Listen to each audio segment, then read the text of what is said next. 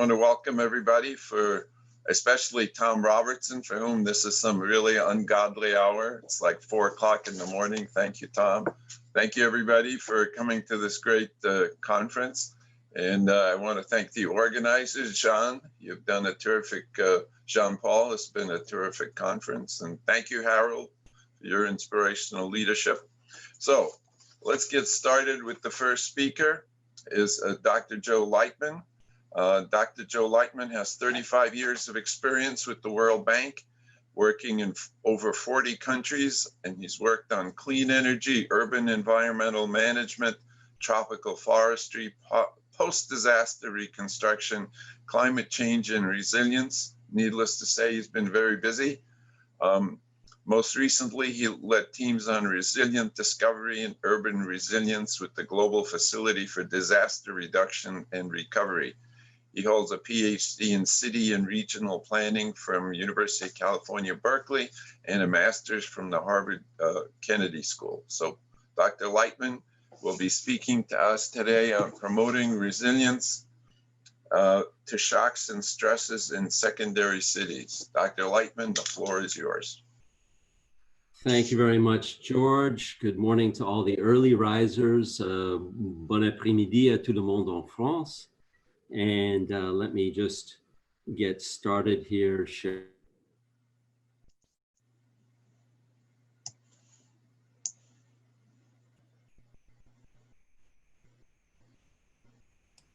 Take care, Joe, you're in mute. Is that clear for everyone? We lose your first sentence, Joe. Sorry. Are you seeing my slides? Yes, I'm seeing your. Okay, very good. Now, if I can just move things along, there we go. Okay, so what I'd like to do today is drill down on this theme of resilience to not just cities, but to secondary cities, and particularly those in the developing world, because they face some unique challenges to some of the shocks and stresses that are being faced around the world. And the first question I'd want to answer is, why should we focus particularly on secondary cities? And I think there are different ways of answering this to convince you that urban areas are important when it comes to building resilience. The first is the importance of urban areas to both the global and the local environment.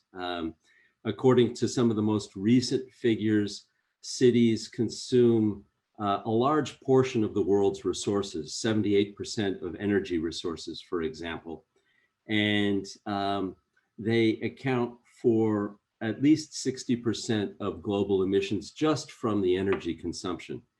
If we look at consumption from other sources, the lifestyle, the products that are consumed by cities, and the emissions that are coming from that consumption lifestyle, cities account for 70% of carbon emissions globally. So from a global climate change perspective, cities matter. And then if we think about the local emissions, with over half of humanity living in cities, there is local exposure to environmental pollutants that are emitted by urban areas. And so you have both this local and global importance of cities environmentally. The second factor that comes into play is the rapid urbanization of the world. And we all know that more than half of the world's population now lives in cities, and that's heading to close to 2/3 by the year 2030. This rapid urbanization has benefits. Clearly, people are moving most often by choice to cities, but it also comes at some costs. And just from a democratic point of view of where people are and where some of the threats are, more and more people who are living in cities are exposed to urban-based threats. The third reason that we want to focus on cities is because of the concentration of economic activity there. For a long time, the majority of the world's domestic product or global product has been based in cities, and that is just increasing. Now it's over 80% of economic production comes from urban areas. So we do want to focus on cities just because of the economic importance. A fourth reason is that the shocks and stresses that occur in the urban environment come at an economic cost. And this cost is significant and it's likely to grow. We think that of the average of $415 billion a year that are likely to take place in cities by 2030, 80% of that, or over $330 billion of economic losses occur in cities. So that's a big hit for both the global and the local economy. And it sets back, especially countries and cities that are in the process of development. Another reason that we're concerned is that not only are people urbanizing, but poverty itself is urbanizing. So as more and more people move into cities, poverty is also being concentrated in cities, and the poor are disproportionately affected by shocks and stresses like natural disasters because of where they're living in urban areas, and also because they have less capacity, less financial ability to cope with or prepare for the effects of those shocks and stresses. And then finally, I wanted to emphasize the special vulnerability of secondary cities. And in a global analysis that was done, we find that it is the secondary cities, which are it's a rather blue chart, but if you look at the bottom and the second from the bottom lines, those are the small and medium-sized cities. And those are the ones that we call secondary. They are most exposed to the very high, and moderate levels of risk from shocks and stresses. So there's a particular reason why we want to focus on secondary cities, and those in developing countries which have even less capacity to cope with natural disasters, climate change, pandemics, and other types of risks. Okay, let's go on now to the question of definition. And I think many of us have seen this phenomenon that resilience has become a very popular term. There's a specific definition, or set of definitions for urban resilience, but there's no one accepted definition that has been endorsed globally. So we're in a situation where we were 30 years ago with the term sustainable development. Everyone agrees that there is value to the concept. It's a big tent or umbrella that we can, many people can get under. So it has an appeal in that sense, but it doesn't have the scientific rigor of being able to have one definition where you attach meaning and metrics to. So what we can do is kind of take the lowest common denominator of the set of definitions that are out there. And that's basically the ability of a system, which can be a city, it can be a country, it can be an ecosystem, to maintain or return to desired functionality following a disruptive event. Now that's very, very general, but I think it captures the core meaning of resilience. And the point that I wanted to make here is that, at least in my field, when many people talk about resilience, they're thinking about the threats from natural disasters and climate change. And now we would add medical situations like pandemics. But in fact, many people are defining resilience much more broadly, so that the shocks and stresses, and I'll just show you an unreadable table here, really come in three categories.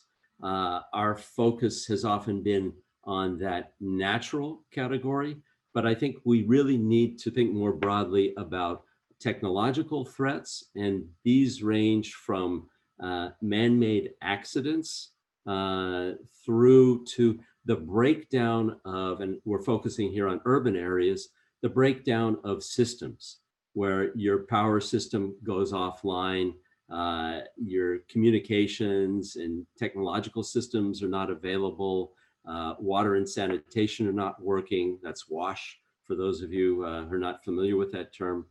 And then finally, we have this whole category of socioeconomic shocks and stresses, which can be political in nature. They can be organized around conflict or terrorism, or even migration and demographic shifts. So all of these, if we're thinking about the urban context, can pose threats to the functioning of a city. And I think that as we approach the issues of resilience in urban areas, we have to open our minds to this full range of shocks and stresses. Now, if we drill down just on, I don't know why it says COVID-29, but maybe I'm looking to the future in a kind of dismal way. If we look at COVID-19 and the features and impacts that it is likely to have, we know that there are national and international consequences in terms of not only health impact, but economic performance and supply chains. If we think of it from a purely environmental perspective, we've seen that there are, in fact, some positive effects to the consequences of policies and behavior that have taken place after the pandemic. So far less vehicular traffic, reductions in industrial output, and so on, have led to a significant reduction in greenhouse gas emissions in 2020, and as well an improvement in air quality. So when we think about COVID in cities, it's important to look at the short-term and the long-term impacts.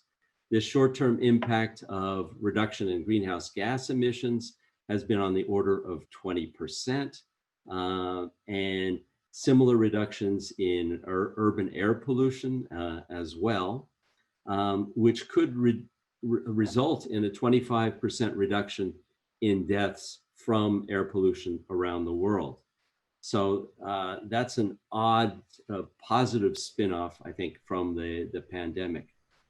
But I think that we need to look to the long term, and here the long-term consequences can be quite significant, both in terms of rearrangement of economic activity and personal behavior, but also if we think about the enormous amount of resources that are being spent to respond to the pandemic and its economic consequences, it's an opportunity. It's a tremendous opportunity to build forward.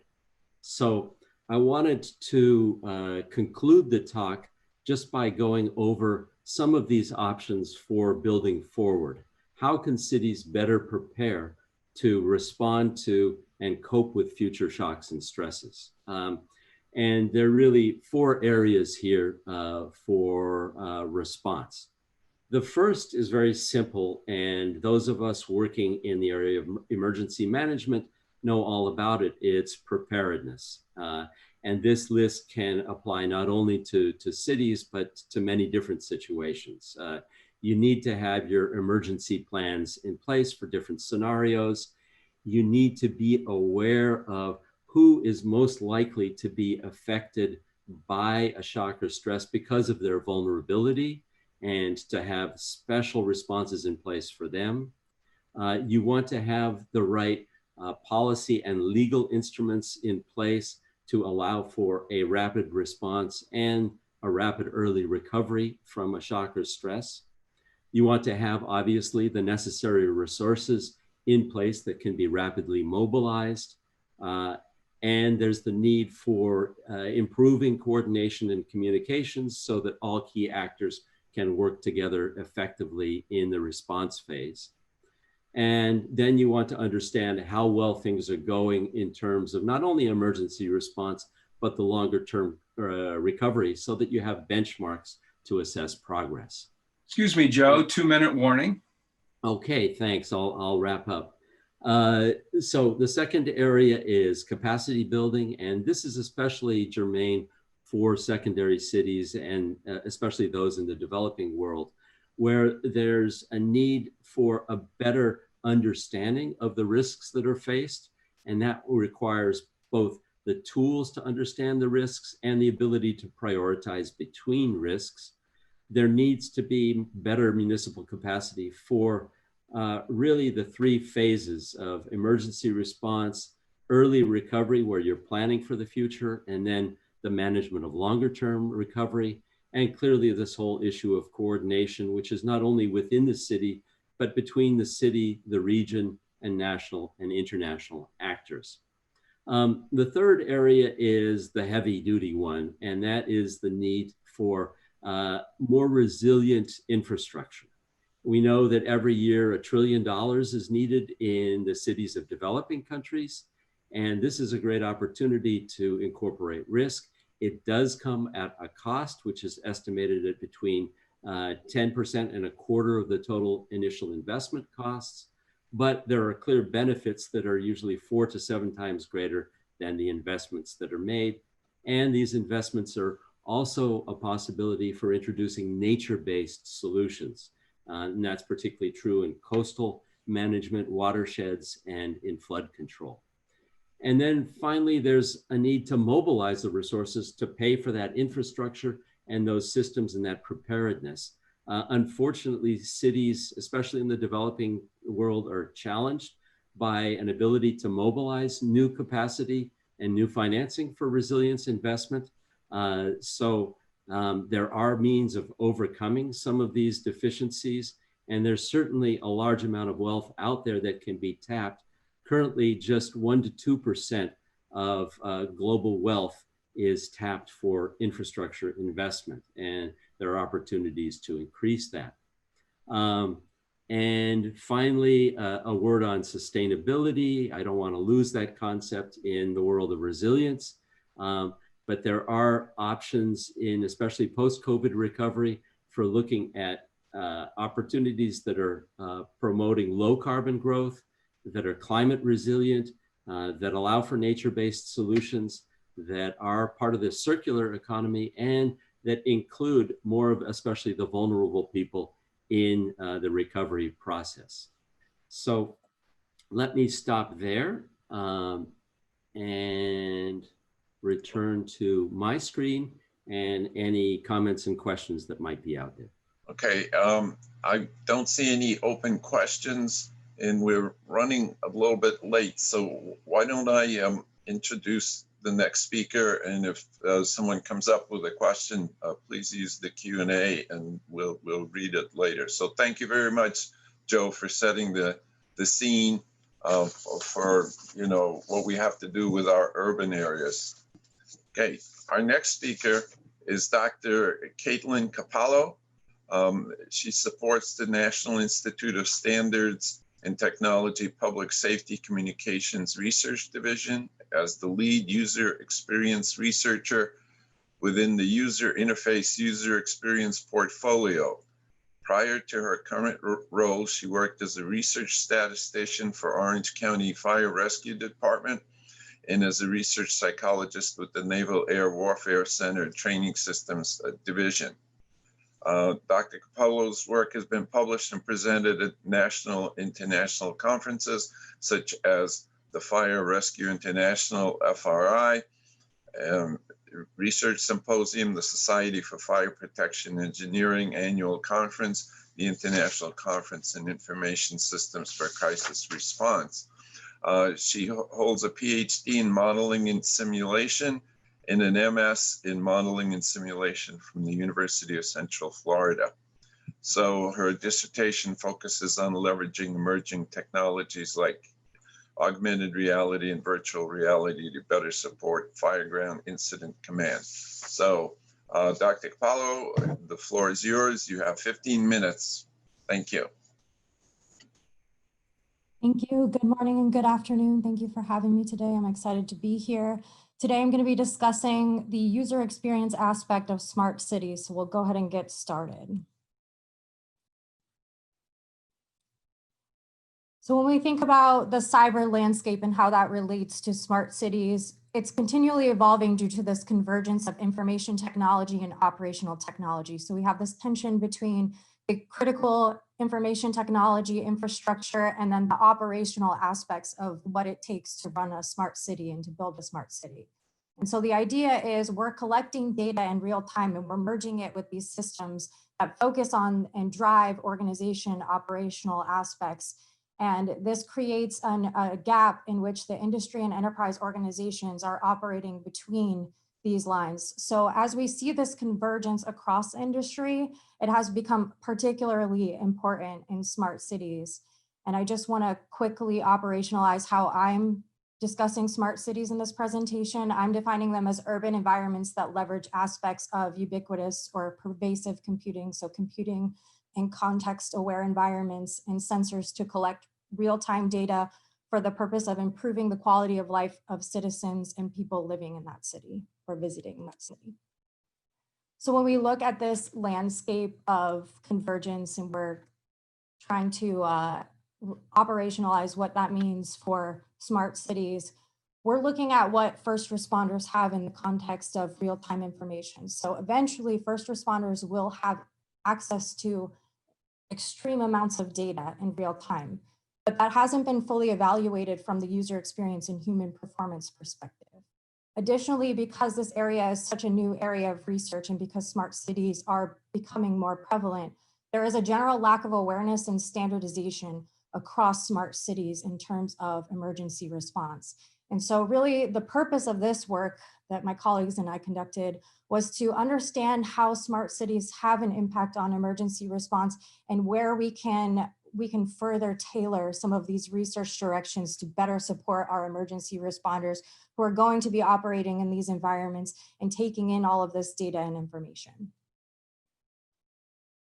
And so again, this is just a slide where I really wanted to highlight the purpose of this work. So the idea is when we look at how emergency response is going to be impacted, we really have to focus on the emergency responders as stakeholders in the system and not just people that are involved in the system. They must be actively incorporated into our design and operation of these environments.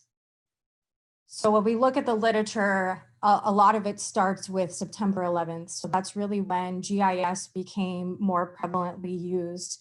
And that's really when the US moved from this paradigm to all hazard response. And the idea behind that is because we're focusing on all hazards, preparation and planning is critical.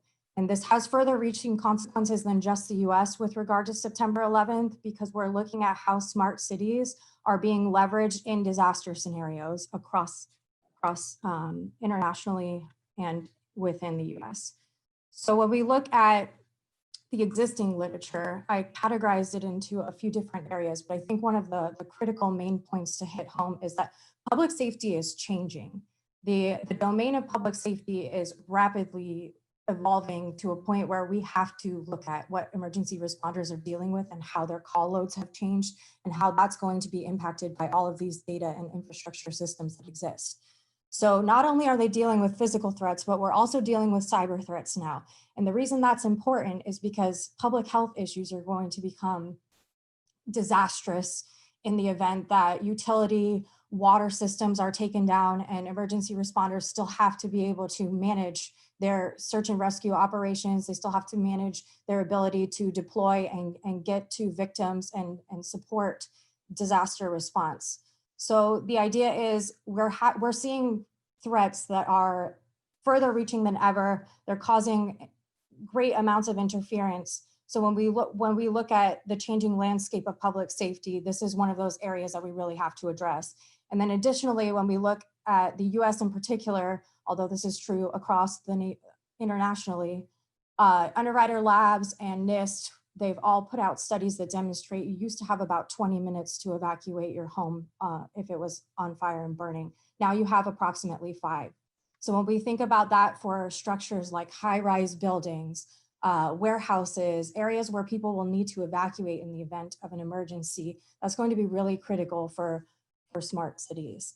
Additionally, when we look at infrastructure in particular, there's this tension between the idea that smart cities contribute more information, which can positively influence emergency response. The challenge with that is we don't have existing frameworks and models in place to manage this data yet. So the literature is divided on what the effective ways to manage and model disasters and to form response plans are, just because of all of this new knowledge that we're accumulating. So in order to manage risk in smart cities, we have to be able to mobilize emergency response despite not having access to critical infrastructure. And that's one of those key areas where when we look at smart cities, if everything's connected, we have to be really diligent about how we're planning our response. Additionally, there's some other challenges and opportunities associated with this. So when we think about general knowledge of the types of threats and vulnerabilities, one of the key aspects of emergency response is access to mobile and location-based data, because that's how you're going to get to your victims. That's how you're going to be able to allocate and deploy assets. And based on this information and our existing knowledge, first responders rely a lot on mobile devices to receive information. And so it's only going to increase in number when we're implementing these technologies in smart cities. So to truly understand these threats, we have to identify these gaps and build a framework based on these vulnerabilities and risks. So in talking about the way that we conducted this research, we started with the year 2005, and the reason for that is that Cisco first announced their smart city initiatives and IBM shortly followed after that. So we thought that would be a great place to start, just based on the idea that smart cities were becoming more prevalent in the literature around that time. We conducted the search via large databases, and I included the search terms here so you can see emergency response smart cities. I'm just going to go through that quickly. For the purposes of our literature review, they needed to meet 2 criteria for inclusion. So again, published between the years 2005 and 2019, and then it involved a discussion of smart cities and cybersecurity more broadly. We excluded articles that didn't cover emergency response, and thematic analysis was conducted on the articles that we were able to identify. And we were looking at how we could connect cybersecurity risks in smart cities to emergency management practices, specifically in the context of user experience for first responders. So what we found, basically there were 3 core areas that emerged as prevalent. And those areas are privacy, data management, and architecture.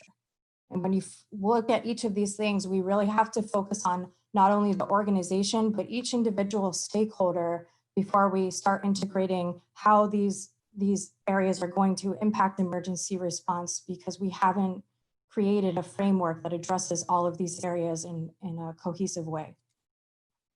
So I just wanted to operationalize how I'm defining these areas real quick so that everybody's on the same page. So when I say privacy, that refers to the concept that citizens and first responders have a right to choose how information is shared about them. Data collection refers to not only the types of data captured, but how we're storing, how we're retrieving, how we're managing that data. And it also may refer to indicators or measures that demonstrate how successful a smart city is in reaching those goals and their initiatives. And then the system architecture refers to hardware, software, and the components that you typically think of when you think of Internet of Things or smart cities and connected devices in terms of the infrastructure of a smart city. So when we look at the first theme of privacy, this was the most prevalent theme. And the idea here that's particularly interesting is that we're having citizens and first responders, we're having a variety of stakeholders interacting with the system. And so when we look at this, it's a critical area because first responders have different needs and they serve differently than citizens. And so when we capture this theme in particular, there's been scholars who have captured 5 different types of privacy, but I really just want to drill down and focus on one for the sake of time. So the idea is a utility company might collect sensor data, and the idea is they can use that for commercial advantages, or they want to correlate that with other services to be able to offer more to their citizens that they serve. But the problem with that is that there's going to be issues with transparency and privacy controls, because citizens may feel like their daily utility usage is a way to be surveillanced, or they might feel that there's less transparency regarding that process. So it could result in some challenges associated with less trust in government agencies. And it can create commercial conflict between commercial entities who don't want to share data due to those commercial advantages. So this is just one example of how privacy would impact multiple stakeholders. But as you can see, it's a very complex issue that impacts smart cities to a great degree. There we go. So for the sake of time, I also wanted to focus on data collection and management. And so in particular, focusing on security information and event management systems. So when we think about how cybersecurity typically handles things, it's a reactive approach. So we take incidents and we log them, and we need to be able to store this information. We need to be able to leverage this information. But as smart cities continue to grow, this information is going to become overwhelming. And so when we think about traditional systems, we have to really be careful in how we're storing, managing, and retrieving this data, because it could be leveraged for adversaries to gain access to, ironically, the system that is logging these issues. Additionally, one very critical area for first responders is going to be this idea of deep fakes and information trust. So as first responders are collecting all of this sensor data, there's going to be a question of how do I know and how can I trust and verify that this information is accurate? And that's going to be a big challenge in the sense that adversaries are becoming more and more adept at creating things like deep fakes and being able to inject information that is intentionally changing the course of how an incident would be managed. So that is one critical area that we have to evaluate from the first responder perspective, because they're not going to be able to discern in a few minutes how that information is impacting response and whether or not they can trust it. We also have to look at the system architecture. So one area that is in my expertise is the idea of the human-computer interface. So the actual devices that first responders are working with. But that isn't just the only area that is critical for understanding how system architecture impacts first responders. We're also looking at device management protocols, redundancy, and unidirectional gateways. And then we also have drones and other emerging technologies. And so one of the critical areas that we have to consider is how these protocols are managed. Not only that, but how we're implementing redundancy in these systems. And then also when we look at unidirectional gateways, Andrew Ginter has been a prevalent scholar in this area, focusing on how we can— Hey, Caitlin, 2-minute warning. Take in information, thank you. Take in information without putting systems at risk, particularly with regard to utility systems. So Ginter does a lot of work in the water management and waste management space. So to wrap things up, based on the themes identified in the extant literature, we identified these 3 core areas where further research is necessary to understand how this is going to impact emergency responders in smart city infrastructures.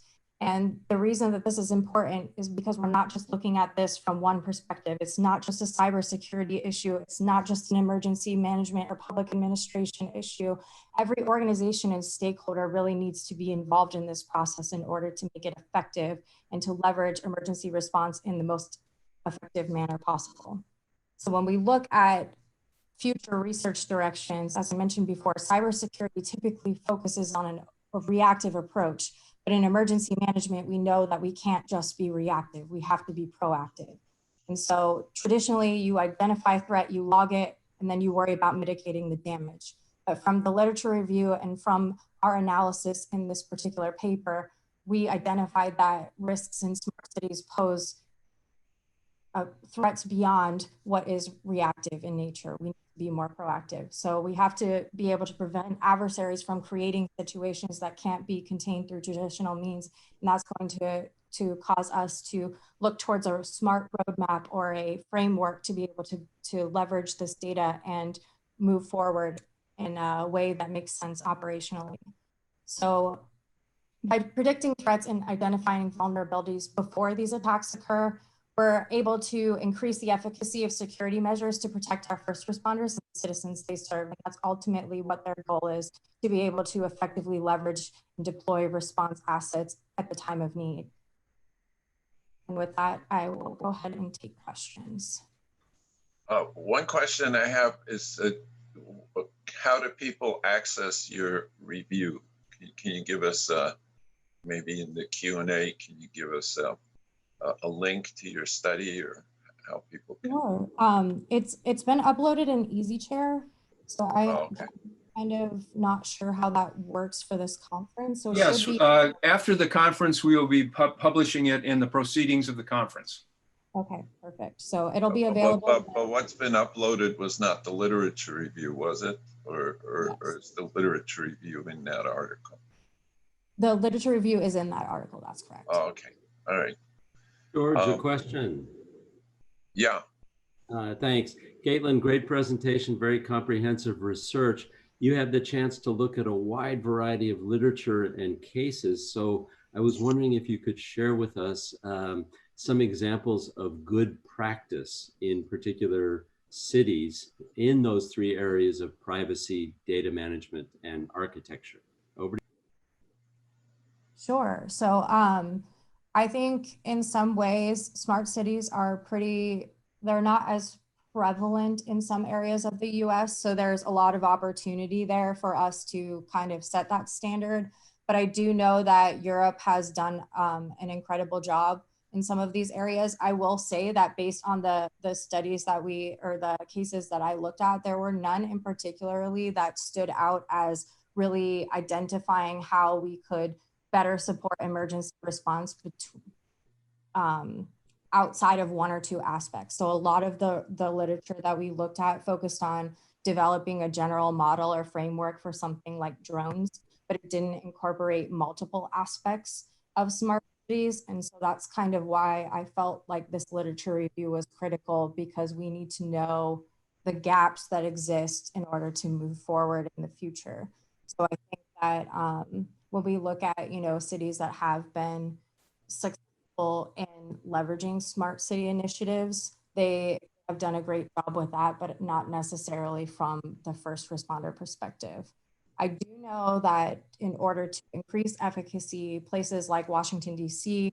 and some other areas have focused on ways to reduce call load, especially given COVID-19 and all of the challenges associated with emergency medicine. And so they've been trying out new systems or models you could think of in a certain way, where a nurse or a paramedic is helping triage calls. So they're only sending ambulances to the most critical patients. And that had some success, but it still needs to be further researched in order to really determine if it's effective or not. Okay, well, I want to thank our speaker, and in sort of the interest of time, we need to move on to our last presentation in this session. So thank you, Dr. Capallo, for your presentation. Okay, our last speaker is Joe Gorman. Joe Gorman has a degree in computing science from the University of Glasgow in Scotland. After 6 years teaching in universities in Scotland, he moved to SINTEF in Norway, an independent research institute. Joe works as a researcher and project manager, with most of his work since 1989 being on collaborative research projects funded by the European Commission. For the last 15 years, this work has been mainly in the role of project coordinator in large projects. Joe also has worked directly for the European Commission as a project officer and in industry in a database company. And the title of his talk today is Impetus, a Research and Innovative Project Addressing Urban Safety.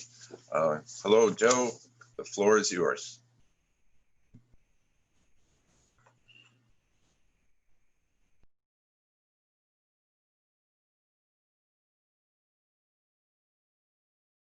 project that's addressing many of the issues that she was raising. The project is called Impetus, and it's funded by Horizon 2020 in Europe. I'll tell a little bit about that. Some basic facts. It's carried out by a consortium, and its overall goal is improving security of public spaces in smart cities. We receive funding of 7.9 million euro. The company I work for, which is called Syntef, is leading the project. The project will last for 24 months, and it started just recently. As I'm speaking to an international audience today, for people outside of Europe, I should mention a little bit about what is this thing called Horizon. Horizon 2020 is a research and innovation program funded by the European Commission. I see here that it says it promotes excellent science, industrial leadership, and addresses societal challenges. So this is a program that isn't just to fund researchers in universities to do their pet research. It's to do research which is directed at things that are identified as challenges for society in Europe. And threats to public safety is recognized as one of those. And most of the projects in this program involve multiple organizations working together in a collaborative way, and Impetus is an example of that. To get funding, I just want to mention it's a very, very competitive deal. You have to compete with many people, so we were very happy to receive funding. The structure of the presentation is like an FAQ. I'm going to ask all the basic questions about who and where and how and why. Simple. So start with when. As I mentioned, we only have 24 months for this, which is very challenging indeed. We just started in September, so life is ahead of us. And in fact, this presentation is the first public presentation of the project. So, who is involved in the project? Well, we have, as I said, a multinational consortium, 10 different countries, most of them within the European Union, but not exclusively so. I've grouped, I won't go into explaining all the different partners here. I say that we're in four different groups. We have the people focusing on research. We have the industrialists who want to make technologies and sell them to address these problems. We have the NGOs who are giving us a different view of things, and TIEMS, you see there, is one of our partners in the project. And we also have two cities, Padova and Oslo, who are providing trial sites for testing out the ideas that we're developing. In addition to the consortium itself, we are establishing something that we call COSEC, the Community of Safe and Secure Cities. I want to emphasize what this is about. So the consortium receives funding, we do the work, we try out some ideas, we develop some technologies, we test them, but we want to get a wider view. We want to get the views of people who are not involved in the project, but who are nevertheless stakeholders in this overall scene. So right now, we're just at the stage of establishing this group. Different kinds of stakeholders will be kind of loosely associated with our project. They'll give us feedback about what they think we're doing is in a good way, and things where they think maybe we're not doing things in a good way. So they're an essential part of making our project go the way it needs to go. So why are we doing this at all? What is our motivation? Well, our main objective from the title, in fact, is improve the security of public spaces in smart cities. We see that as consisting of three main interlocking things. Technologies, this is tools and stuff that we want to develop and try in the project. Processes is how do people actually work together in an effective way in dealing with a threat. And ethics, this is key actually. It's wonderful having all these technologies and observing people in the streets and all manner of stuff, but can we do that in a way that respects ethical concerns and that also respects issues of data privacy? So the project, summing it up, addresses all of those things. We've talked today, all of us, in fact, about smart cities, and I want to say a few words about what we mean by smart cities. When you read about smart cities, you usually see some nice picture like this, some kind of science fiction type view with nice colors and a glowing idea of how wonderful the world will be when we all live in smart cities. But what do we mean by smart cities? I tried here to highlight a few things, and I think this is very much in line with what you were saying, Caitlin. So you can have all kind of sensors around a city. Now, it might be cameras, it might be things for air pollution, all kind of stuff. Internet of Things, this concept that internet is everywhere you look, in your phone, in your buildings, in your cars, in every device that you have, collecting data about lots of stuff. Also, to an increasing degree, we have IT systems controlling critical infrastructure, water, electricity, everything. And if those are fail, we're in big trouble. And something called artificial intelligence, I'm sure you've been hearing about, is growing and growing and starting to become more and more part of what we do in the systems that control our cities. This gives us some advantages, all this technology. It allows us to administer the cities in more efficiently, have better contact with the citizens. It lets us know exactly what's going on in the city from second to second in each individual corner of the city. And using AI and other things, it allows the authorities to make decisions about things faster, including during an emergency. These are all positive things. But there are negative things too, that as soon as we start using all these fancy systems, that gives us a vulnerability. If those fail, we're in trouble.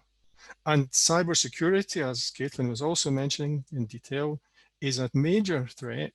It doesn't just mean that you can't read the news on your website. It can mean much, much more substantial problems for you. And also, it opens the possibilities for personal data to be misused when you gather so much of it. The role of Impetus then is to sit between these two things and to try and enhance the good things and combat the bad things. How will we do that? What is our approach to trying to achieve those, excuse me, my phone has come on when it shouldn't, sorry.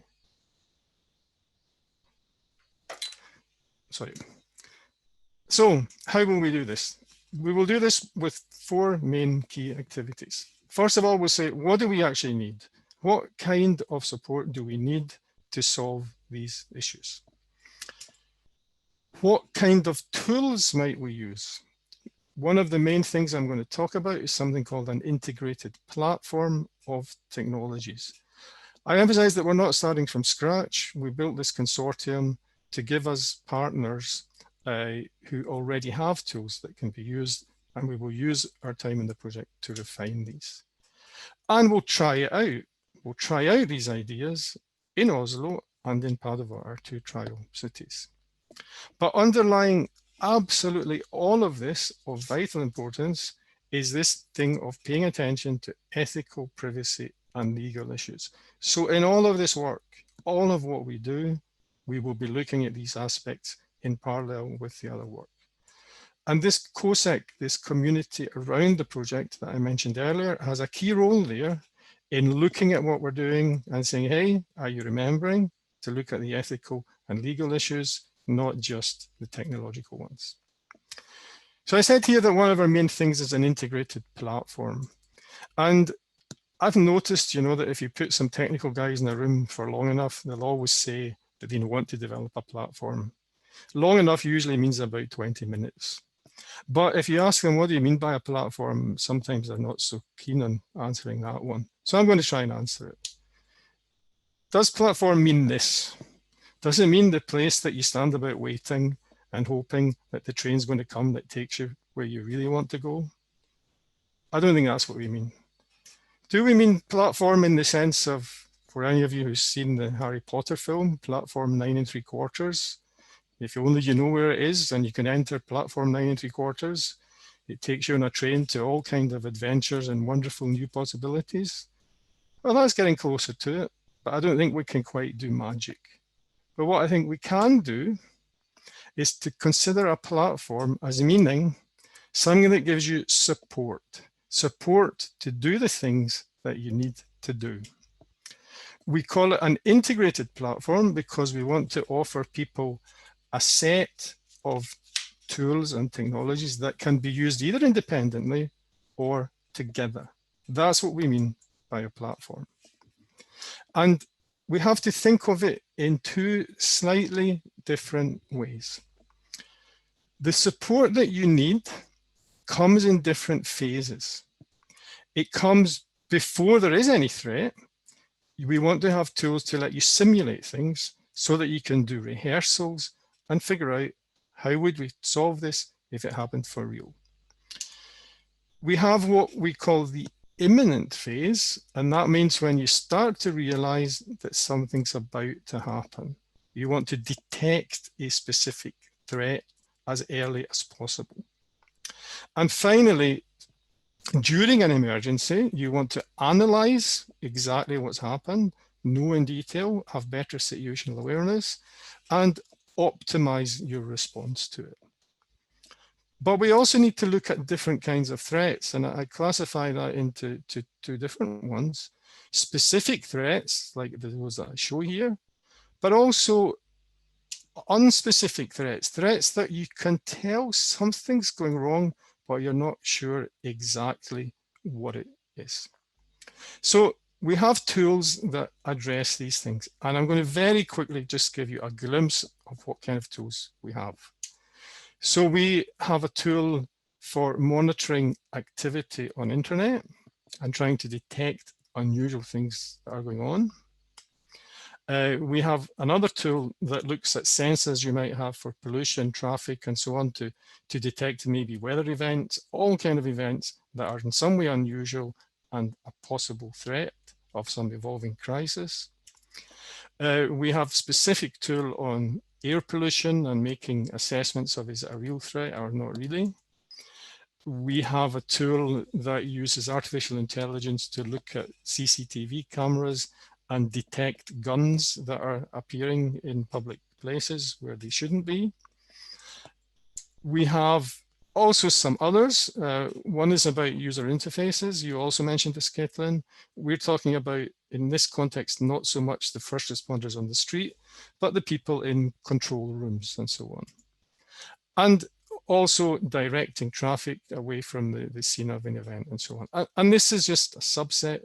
We have other tools too, just to give you an idea of what we're doing. I want to integrate these, try them out. Excuse me, Joe, 2-minute warning. Yes, thank you. So to finish, where do we do this? Well, we do it in Oslo and we do it in Padova. My colleague told me off. He said, you made Padova and Oslo look as if they both have the same amount of sunshine, and it's not true. Well, maybe he's right. What we want to do in these two cities is three things. First of all, we want to do just a technical test of the tools that we have. Do they actually work, but not on a real event? Then we want to do some data collections from real live systems, but not actually use them to make any decisions. And finally, we want to do a live test with a simulated event and some kind of simulated cyber attack. To finish, the question, what next? What comes after our project? Well, what next also in the short term? What happens next week? So we just started, as I mentioned in the beginning. Where we are right now, our next steps right now today is to have a detailed dialogue with our two cities, Oslo and Padova, to figure out what is their context and what requirements do they see they need from a project like ours. We want to get some focus groups, some people outside the project to give us their opinions. And we want to start this COSEC that I mentioned, this community. And finally, I also think when COVID gets under control, we need some face-to-face meetings, because I think it's the only way in a project like this for us all really to get to know each other. In the longer term, where this is all heading when we're finished, is that the solutions that we develop should be made available outside of Europe. outside of our two test cities and in cities all over Europe and wherever. We want to influence policymakers, and we want this COSAC to exist as a long-term organization. And that's me finished. Thank you very much. Okay, well, thank you for your presentation, Joe. Does anybody have any questions for Joe or for any of our other presenters today? Quick question, George. Yeah. Yeah, Joe, you mentioned that the focus of the work of Impetus is going to be more on cyber threats and terrorism and so on. Are you looking also at the broader range of shocks and stresses that cities like Padua and Oslo might face in terms of, for example, climate change or health threats or breakdown of systems, other things that might fit into that unknown category? It's a very good question, Joe, because when we wrote this proposal for the funding, it was addressing a specific issue that the European Commission had identified, and that was indeed looking more at these kind of terrorism, cyber threat things. So our project is aimed at that. But in our dialogues with the cities, it becomes clear when you talk to them, the people in the cities that have responsibility for preparedness, they don't want to just prepare themselves for certain types of events. They want to look at the broader picture. So right now we're trying to write requirements of what they want. And I think we have to open for the possibility that some of the ideas that we're using could be more generally applicable. So actually, I was interested in your slide with all the classification of all the types of threats. I thought was one I want to look at later. Okay. All right. Well, I want to thank all our speakers this morning for me it's morning, for the fascinating presentations and the very thoughtful work that they're doing, which I think will be of great importance. I also want to thank my co-chair, Tom Robertson, for doing the timekeeping and being the heavy in this presentation, so I could be the nice, sweet moderator. And I also want to turn this session over to Tom, who will introduce the next part of our presentation this morning, which is the TQC workshop. So thank you all for attending, and please stay on for the TQC workshop. Tom? Yes, thank you, George, and thank you, speakers. Very interesting and interconnected presentations. For some time, TIEMS has been working toward a goal of developing an international emergency management certification scheme. And this next section of this session will be a workshop discussing the multiple aspects of TQC, the certification team, certification scheme being developed by TIEMS. I'd like to turn it over now to Harold Drager, the president of TIEMS, who will introduce the session. Over to you, Harold.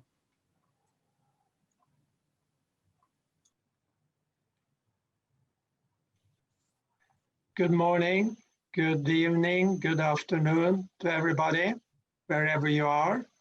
And I will lead this workshop. We have a small change in the program, but I will share a screen with you now to show what we do. Let's see. Share and make it bigger.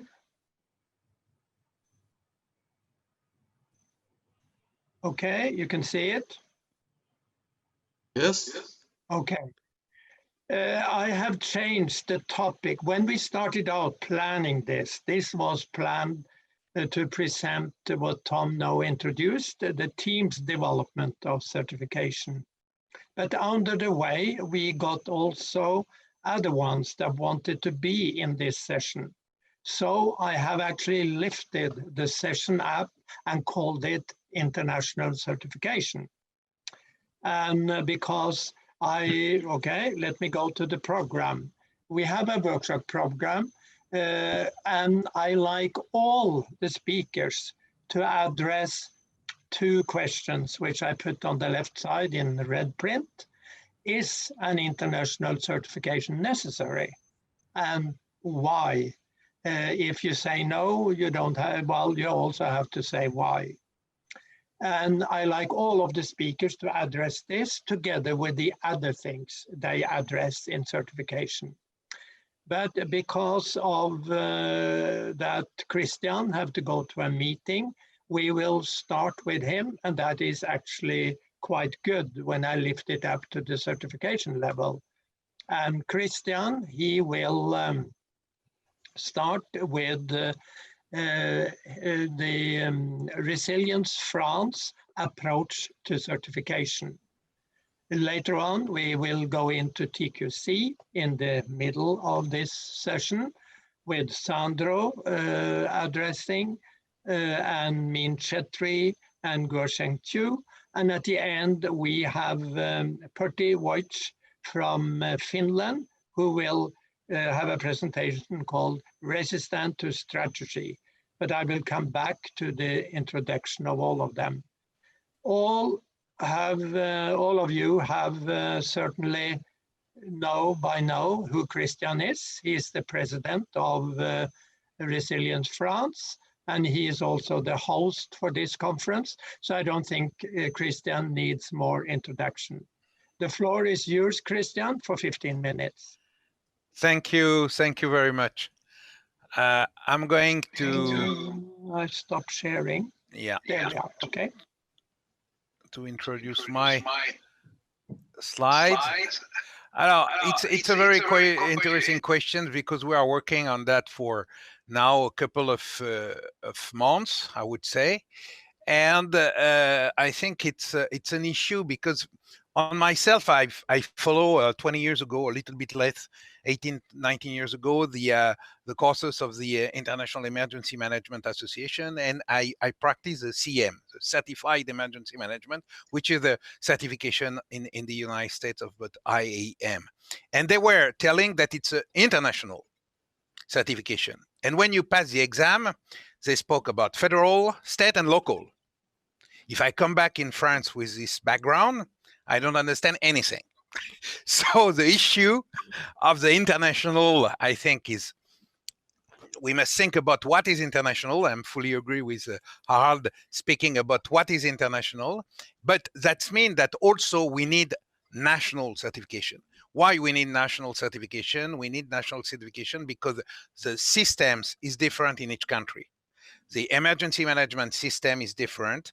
The approach of the state, the administrative and political organization are different. So you need to apply, and you need that your people who are certified understand very well the country where they live, and also the European system for those European countries. Also, they need to know what is a civil protection mechanism and so forth and so forth. So we need to do, and it's what we wanted to do in France for a long time, but we have been looking to that from different aspects for a long time, but we are almost ready, and I'm glad to announce that we are going to issue a French national certification of emergency management within the coming, I would say months, but I would say weeks, because end of January we hope to get the first exam.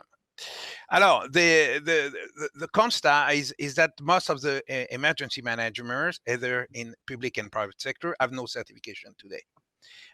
Most of them, they come with a training or without. And you have few trainings. You have one official training which exists. We have been, before that existing in the I committee, we did for 7 years, the only training existing. You have few universities, but that's more for young with some degrees. You have 2 or 3 masters, but there is no consistent and universal program.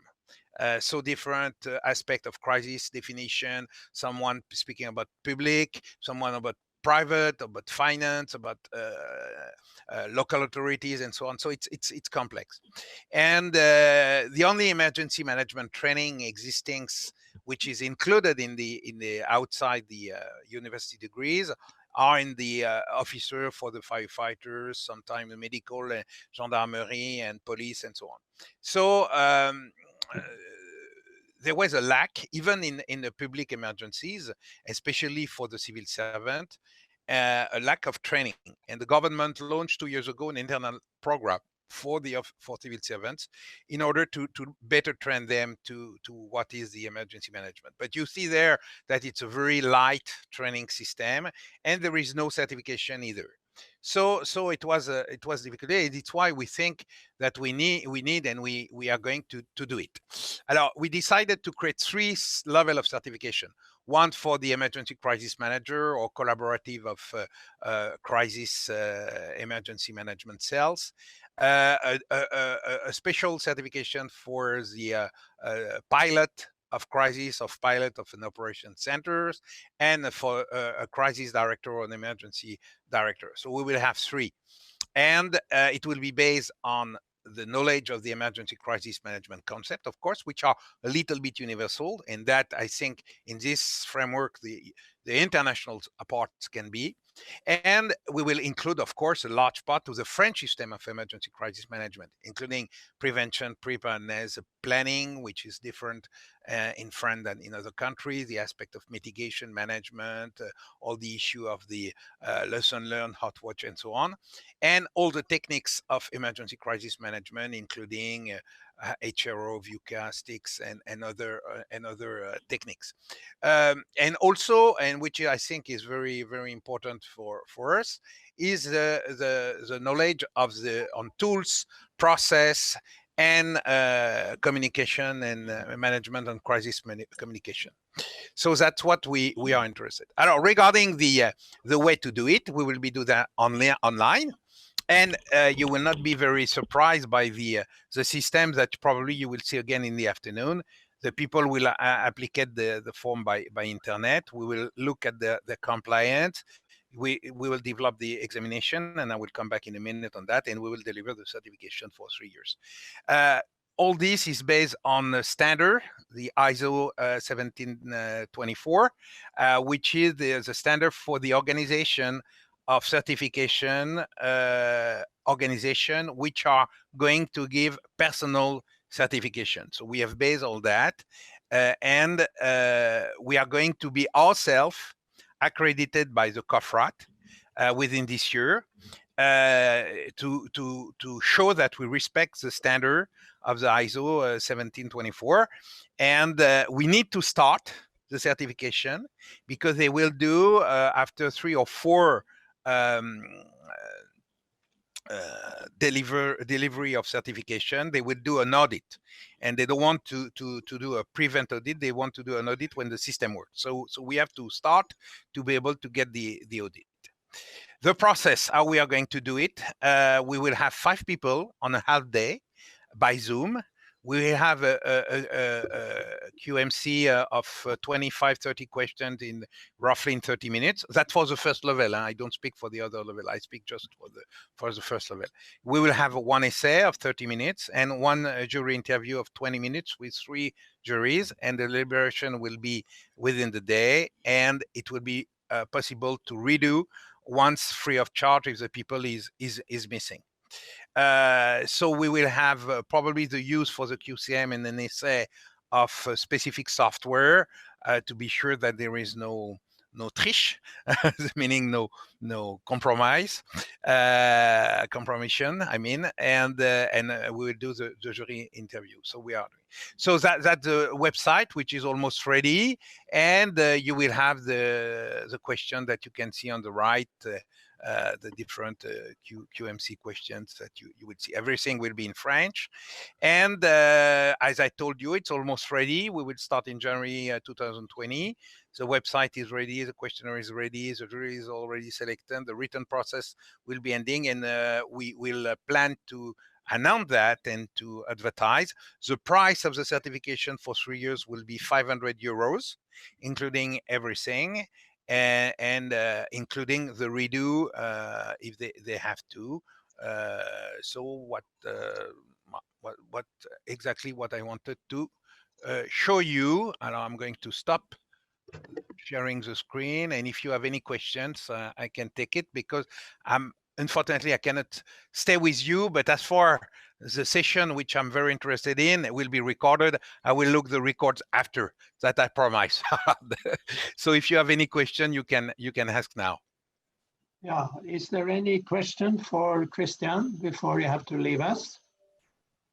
And you can also send them in, and Sure. Christian can also answer later. Sure. And I think if I may say a word in final to answer to your question, Hal, regarding international, I think there is a need for international certification, but there is a need to understand well what is the international cooperation in disaster and relief.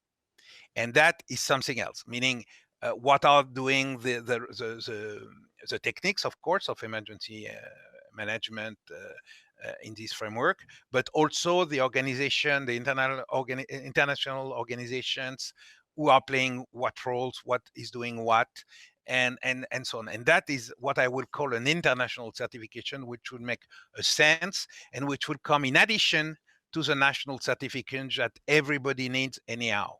So that's my humble point of view. So I let you to think about. Thank you. Yeah, thank you, Christian. And I do see this also then. Oh, Gusheng, you have a question? Yes, I no more question, but I just comment. So as your topic is very interesting. So I think maybe later you can send an email, and so I ask more Chinese experts to see the website of France. So Yeah. and so let us know your experience about the training and certification about the emergency management. So in China, we face the same problem for the officer training certifications. So just now, we are just in the beginning. So your experience may be more useful for us. So that's the cooperation. Yes, thank you very much. But it's a new, so we will have more experience within 6 months or a year from now. But we start. But we have already been working on that for a year and a half. So maybe you can send me the address and the website with avec la français. Okay, yes, you will be able to translate, I'm sure. So no problem. Okay. I will send you the address. Doesn't matter. I can read the French. Okay. Okay. Yeah. Okay. Then thank you, Christian. You can run to your meeting. And thank you very much. Bye bye to all. Yeah. Before we go now to the next one, I will share a screen with you. My next slide. Maybe.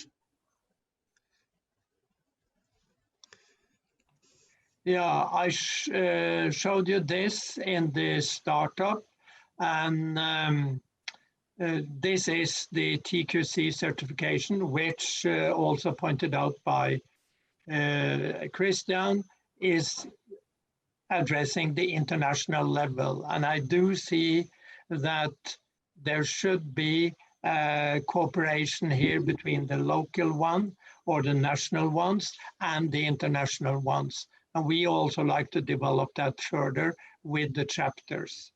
So as also Christian has done the same, I see, with an application compliance examination and certification process.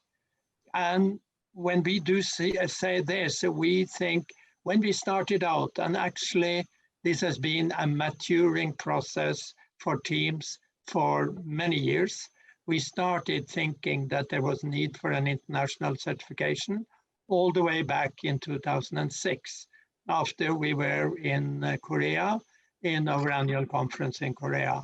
And it has been many people in TIEMS involved on the way, but we are a volunteer organization and everything we have to be developed on a voluntary basis. So finally, the last years, we have been able to speed up the process, and the system is launching at the end of this year, but it has been through a process before that. I showed you this, that we have established 3 boards plus Teams Academy with different ways of handling it by procedure. And I like to mention the people that's been behind this, because it's been put in a lot of work. I am the chair of the certification board, the overall chair of the system. And Thomas Robertson, who you have been also active today as a chair, he is the chair of the compliance board. You have the examination board chaired by Sandro Bologna and co-chaired by Larry Porter, who is one of our test candidates. And we also have the academy, which is chaired by Snezhana Knežis and co-chaired by Roman Tandlich. This is in the startup phase of this, and we will, of course, recruit more when this is running. But in order to find out, is there a need for this? How can we do this? And does it make sense? So we have invited test candidates from Australia, South Africa, Nigeria, USA, Jordan, Ukraine, and China. 7 countries. So we get different view on the need and how we have done it. And I like to give them a little bit credit by showing them here. This is Larry Porter. He's already been through the examination, just waiting for his certificate, giving us very valuable feedback. We have Gebenga Morenki from Nigeria, African continent. There we also face other issues with not good internet, not good software and hardware systems. So we also face practical issues. He's also certified. He's been through the process. We have Neil Momani. He is just ready to take his examination. We have this, and he is from Jordan. We have Desiree Bikari, who is Australian. She will be a keynote speaker tomorrow, by the way, and she is also through the certification. We have Russell Dippy, who just did, and he is ready for the examination, and he just did a study on this where he compared TIEMS certification with the International Emergency, the IAM certification SEM, and with the Australian IFAC certification. And you have in China, Jack Shang, you have another Sukile from South Africa, Notemba from South Africa. She is doing an exam at the moment. And we have Tem Binkosi, and we have Mitro Chali from Ukraine. So all these give us different facets of what's needed in a certification, and they've given us very valuable feedback. By now, I'd like to introduce, I just stop sharing. And I'd like to introduce Sandro, who has been the project leader the 2-3 last years, been responsible for bringing it forward. And he will concentrate the discussion on the examination, because what should you examine the candidates in? Because you can't ask about everything. You have to narrow it down to something. I think it's been done a good process, and the further development of this will be very interesting. So Sandro, I will introduce you with some few words. Sandro has worked for 40 years in ENEA, Italian National Agency for the New Technologies, Energy and Environment. And he's now an international consultant in the area of critical infrastructure, resilience, sustainable smart cities, emergency management certification. He is also chair of TIEMS International Program Committee. You have the chair, and since you are then also asked Min Chetri and Gurshen Q to add to your work, you can introduce them and give after Guosheng is finished. I will be back and introduce Pertti as the last speaker of the session. The floor is yours.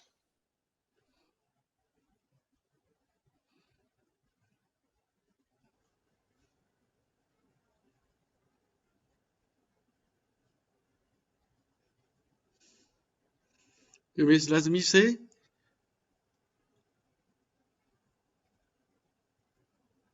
Oh, okay.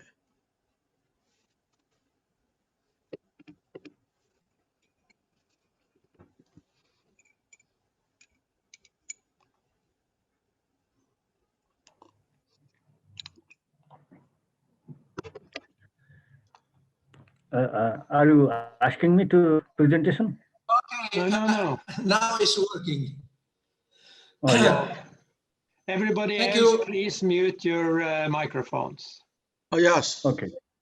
Okay, no problem. So, good afternoon, everybody. Good morning for the American people. And I will go through the process of examination inside TQC.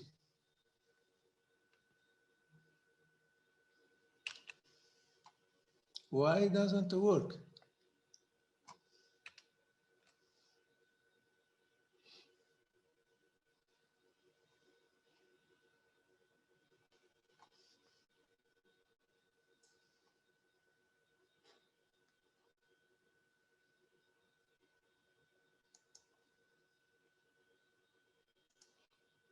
Okay.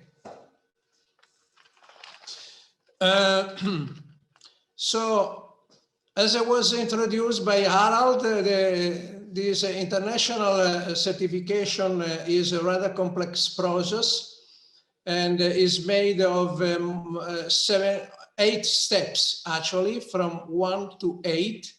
And I will cover only step 5 and step 6, that there are the 2 steps that have to do with examination. Now, we are talking about international certification. So the first problem was to be solved.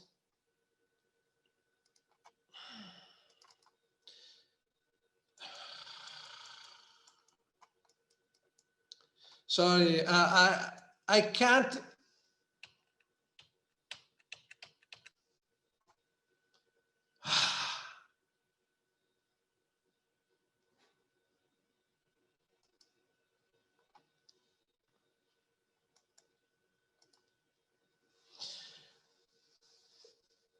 The first problem to be solved was about different time zone and different places in the world.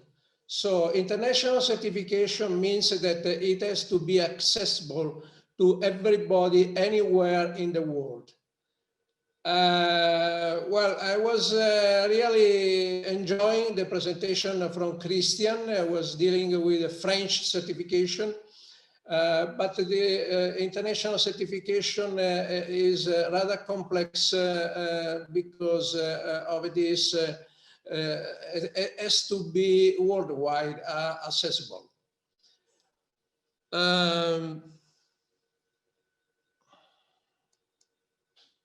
So we think that we have solved this problem by using 2 platforms in combination. One platform is Moodle. Moodle is a platform very well known in the university environment, but is very good for hosting all questions, for hosting results, is like a repository platform. Then we made a link between Moodle platform and Proctor Free platform. Proctor Free is a platform allowing proctoring of the students, and this is essential. I've seen that the French approach is using Zoom and for the examination as an examination platform. But if you have to deal with the students coming from everywhere in the world with a different time zone and different locations, you cannot do this in a synchronized way. You have to do it in a asynchronous way. And that is what we do with Moodle and Proctor Free. What means in a asynchronous way? Means that by using Moodle,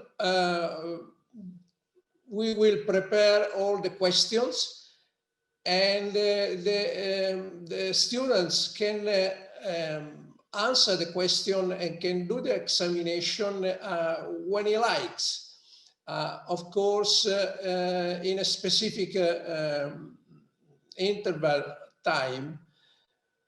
And Proctor Free is a platform that is proctoring all the activities of the students and recording. So the examination team may go through the recording at any time after the examination and to see the behavior of the student. Now, this is under discussion from the ethical point of view. I know that there are discussions everywhere in the world about proctoring, but this is what we use, and we inform, TIEMS inform the students that we are using both tools. Now, when we talk about examination or about certification, we have to answer at least 3 questions. Certification about what, to what, and for whom. Now, for whom was already answered by Harald. We are looking for international certification. And we suppose that the applicants, they are aware that they are looking for international certification. They want to have international certification. Of course, we assume that the applicants, they have already national certification. So people from France is welcome to get also international certification, TQC international certification. Now, certification about what? You know, you can certify hardware, software, people, and what we have in mind is a certification of emergency management team members or team manager. A certification about what? About what? Now, we know that the certification has to be versus something very specific, either standard or guidelines or best practice. And for the beginning, at the moment, we have chosen four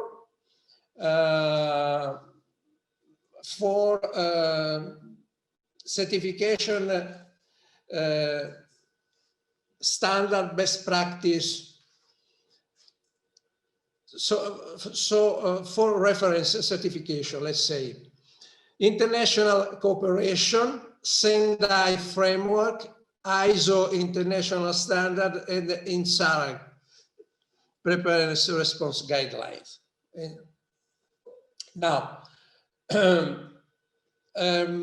with this table, we have a reference to our reference, and the candidate has to go through this reference and has to prepare for the certification. I will show. So we have covered the certification platform. These are to do with the certification reference standard guidelines. And let's see how it works.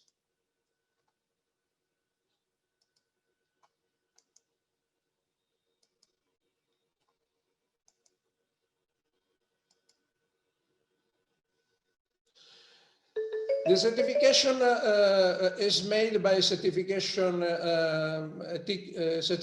examination board. The board, I am the chair of the board, and the examination board is composed by representative belongs to TIEMS International Group of Experts, and they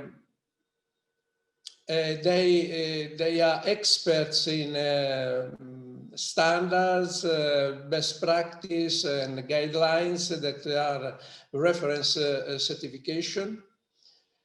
And the certification examination is based on multiple choice questions and essay questions.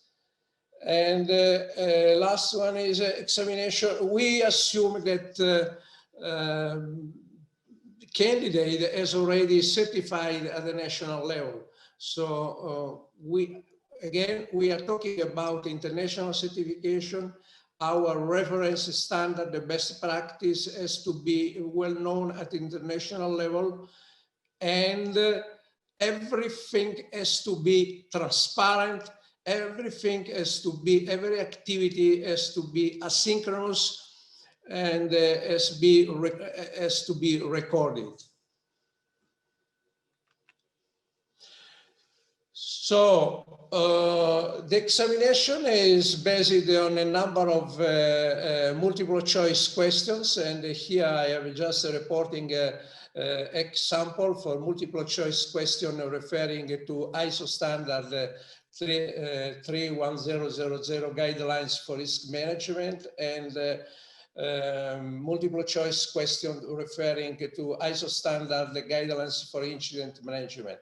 These are the two ISO standards that we have considered for international certification, together with, as I mentioned, with the other best practice that will be shown in the next presentation.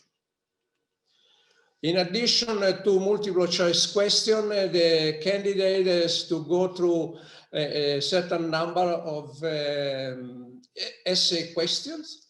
Again, I'm just mentioning a couple of them, referring to guidelines for risk management, ISO guidelines for risk management, and ISO guidelines for incident management. Now, how to evaluate the results in a synchronous way. That is an example of a result from Moodle. It has nothing to do with Proctor Free. This is just, you can get this from Moodle, and there are two steps, let's say. The multiple choice questions get a score, automatic score, based on the preparation of the questions and expected scores from the questions.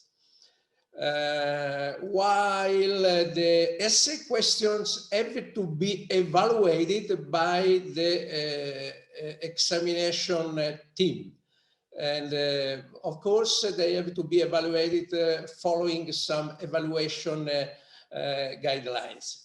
So the process is not completely human independent, let's say. And that is the problem with examination. You know, human is already in the center. We want to make our approach as much as possible human independent. And the only step where a human has a big role, an important role, is in evaluation of essay, the answer to essay questions. The evaluation of multiple choice question is made automatically by the system. After the analysis of the scores for the different questions, we may go through the record from the proctor free, and this is just an example of the record. You can go through the all examination steps. You can see exactly how the candidate will behave during the examination. And if necessary, you may ask to the candidate why he behaves in that way, and or to accept his behavior. But the proctoring system is recording everything, also when you move your eyes. After the collection of results from Moodle, and after the collection of a recording from the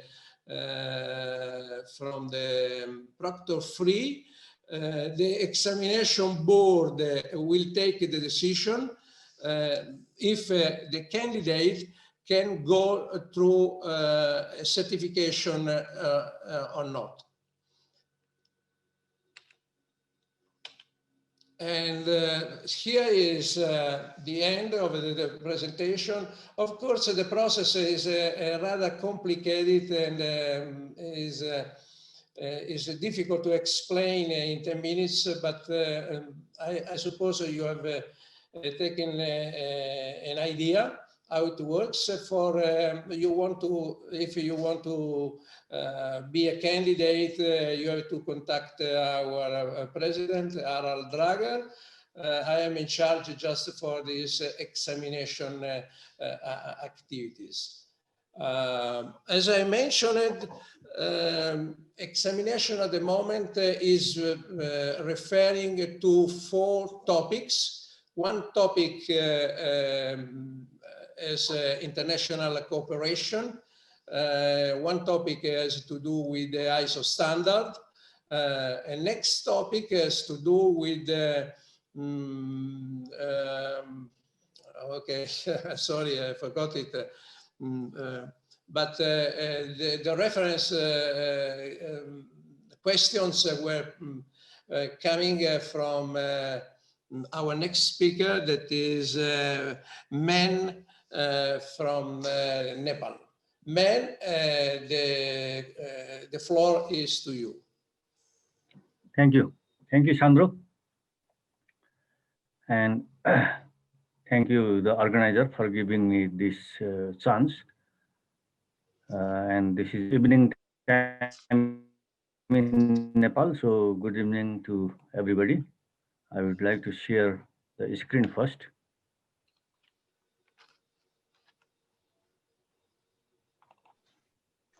Do you see the screen? Yeah, it's okay. You have 10 minutes, I mean. Okay, I will try to finish in 10 minutes.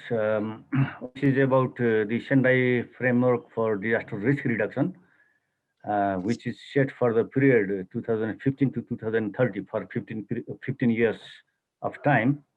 So before talking about SFDRR, I think we should look back at the history of this initiative. Actually, the year from 1990 to 2000 was declared by the United Nations as the International Disaster Risk Reduction decade. So in 1994, there was a World Conference on Disaster Risk Reduction in Yokohama of Japan, and that is the start point.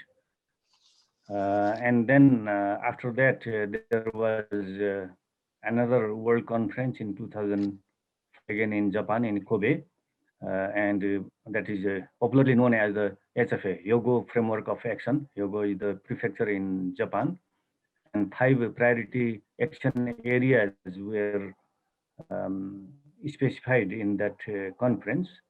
And the third World Conference took place again in Sendai of Japan in March 2015.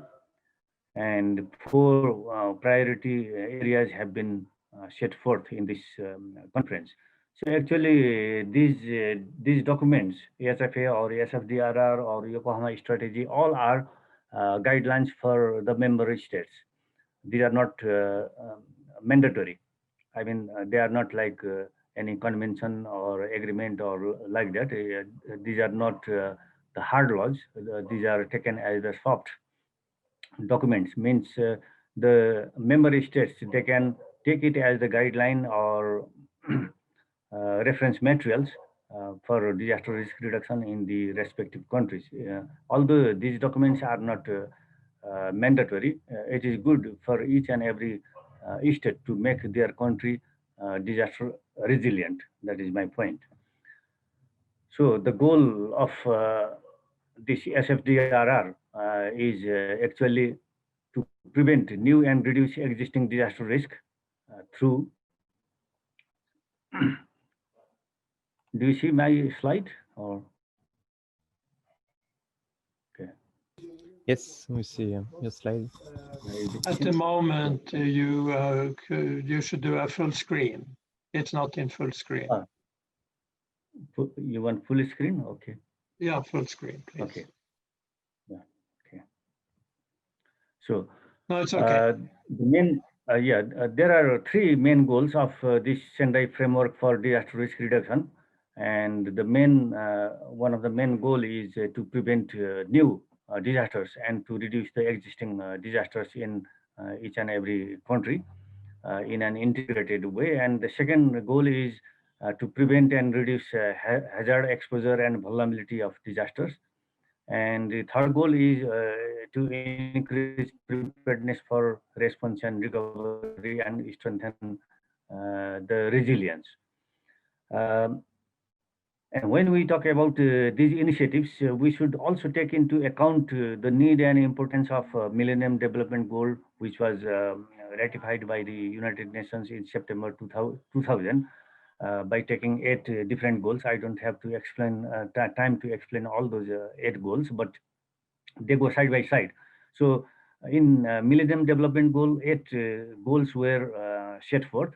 And again, when this SFDRR came, then again, the United Nations adopted 17 SDGs, Sustainable Development Goals. So all these initiatives are interrelated to some extent. But for disasters, earlier we had this Yokohama strategy, and then came HFA, Hyogo Framework for disaster risk reduction from 2005 to 2015 for 10 years time. And then at present, we have this SFDRR for the period of 15 years from 2015 to 2030. So actually in this SFDRR, there are 4 priorities, 7 targets, 13 guiding principles, and there is a means of implementation, and also there is a follow-up mechanism. Actually, this document is 37 pages. It's a comprehensive document, not so big, but it's comprehensive, and in 10 minutes time, it is difficult to mention here each and everything, but I will just highlight the significant issues here. So the expected outcome of this SFDRR is again to reduce disasters substantially globally in each and every countries, and also the expected outcome of this initiative is that usually mostly the developing countries where they are hard hit during the disasters, they should be resilient and disaster responsive. For, for that, strong political commitment and their involvement is highly necessary, because if you don't have, if any country doesn't have proactive legislations for disaster risk reduction, and even if they have a proactive legislation, and if the implementation part is poor, then the set goals cannot be achieved. So that is why political commitment and the involvement of the leaders who are taking the lead of the country is very crucial. So these are the four priorities of SFDRR. Number one is understanding disaster risk. Number two is strengthening disaster risk governance to manage disasters. And number three is investing in disaster risk reduction for resilience. And number four is enhancing disaster preparedness for effective response mechanism and build back better. You see, we had earthquake in 2015, Gorkha Nepal earthquake, where more than 9,000 people died, and enormous damage to physical property was also occurred. So build back better is highly necessary after the event of any disasters, because we have to learn lesson from the devastation of past disasters, and we have to be more resilient, and our infrastructure should be more resistant than before. That is why this build back better concept has come forward. So in Nepal also, people are building their buildings and other infrastructures better than earlier for fear of the earthquake disaster. So these are the 7 global targets. I will just very briefly mention. One is substantially reduce the global disaster mortality by 2030, because this document is for the period of 15 years time, I already mentioned earlier. So the number one global target or goal is reduce the global disaster mortality. How to reduce the mortality is by making the country, by making the community resilient to various types of disasters. So there is multi-hazard approach also. We have to take into account all kinds of disasters, not only earthquake, not only floods, landslides, or fire, but each and every disasters that occur in the given country. And 3-minute warning, Mean. How many? 3 minutes left. Okay. And another one is substantially reduce the number of the affected people, because disaster affects thousands, millions of people. And number 3 is reduce direct disaster economic losses. And number 4 is reduce disaster damage. And number 5 is substantially increase the number of countries with national and local disaster risk reduction strategies by 2020. We are already in 2020. Many some countries have achieved this goal. Some may not have achieved, but they are on the way. And the 5th global target is international cooperation. There is need and importance of international cooperation among the member countries.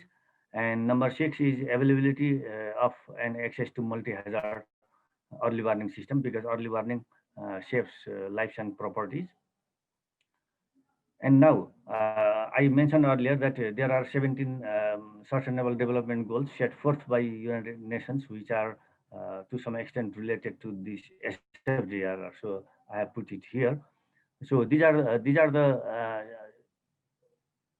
one is missing 7 development goals, and there are 13 guiding principles. That is again reduce disaster risk, shared responsibility among the disaster stakeholders, and manage the risk, and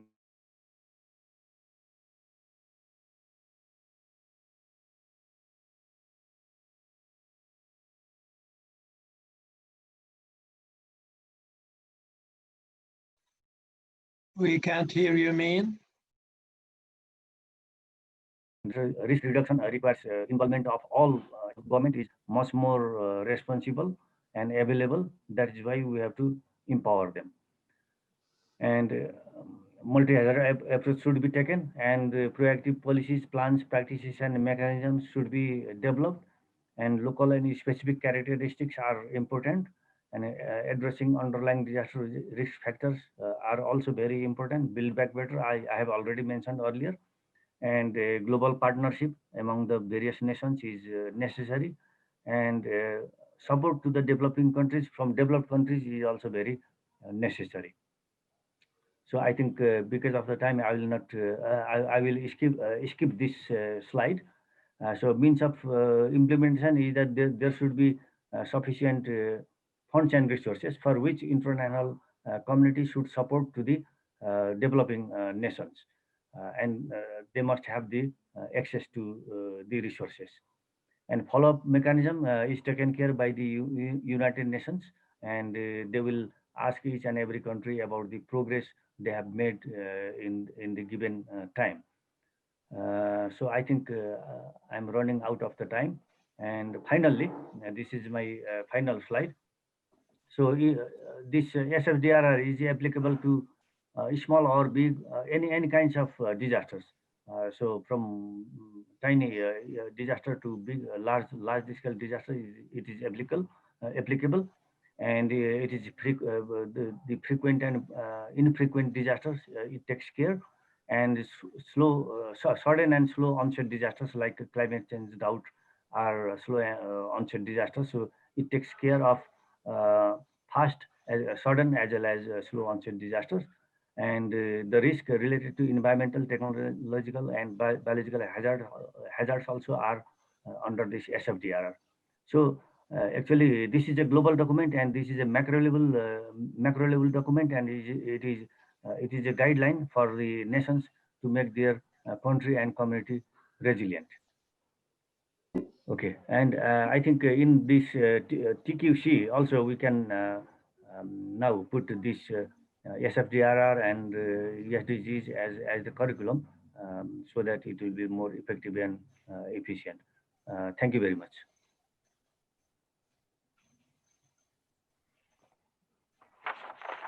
Thank you, Man. Yeah. Our next speaker covering in SALAG best practice is Dr. Guosheng Ku. Guosheng? Yes. Yeah, but Man, you should release your screen. Yeah, okay. Okay. So, okay. Guosheng, the floor is yours. Oh, yes. Okay. Good night, good afternoon, and good morning for everybody. So, and my topic says INSRAG recommendation and requirements. So, and we have the disaster risk in whole of the world, and also disaster risk and scenario preparedness and resiliencies. So, and we have 4 steps area of emergency management, and also the emergency response capacity building,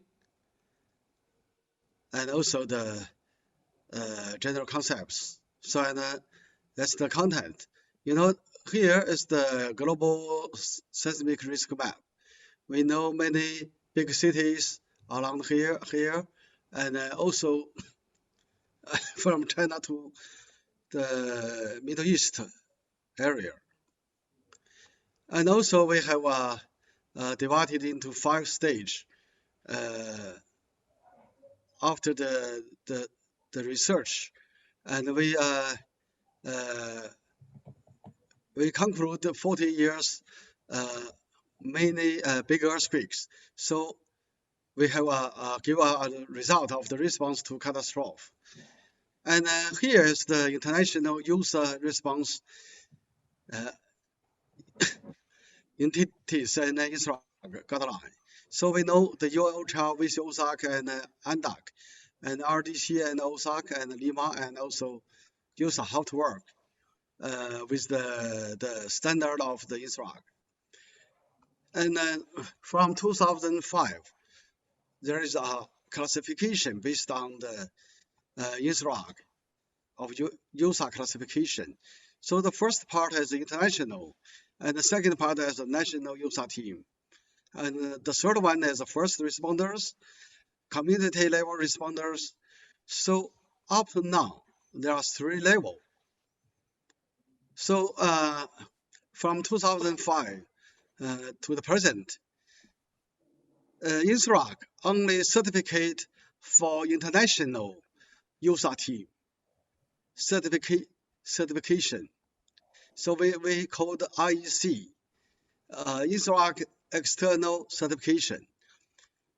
And from the 2015, as the new methodology, so ISRAG hope many countries can give the national level USA certification. So as called, the ISRAG recognized the national accreditation process. So from this year, just under the OCHA, under the ISRAG Secretariat, just formed the TSG, Technical Support Group, in the global scale and also in the regional scale, for example, in the Asia and the Pacific area. And for the first responder and also community level responders, so there are no more standard certification from your OCHA. So this part, I think, just you know, in the TIEMS annual conference in Ukraine, we founded a committee, a special committee for the community level respond committee. So this will be a part of TQC, I think, maybe in the future. So and here the users development cycles, how to develop and how to make the capacity building. And also here is the user response framework. So user here specialized response and organize the first responders and community level based response. So that's the framework for whole parts of the elements.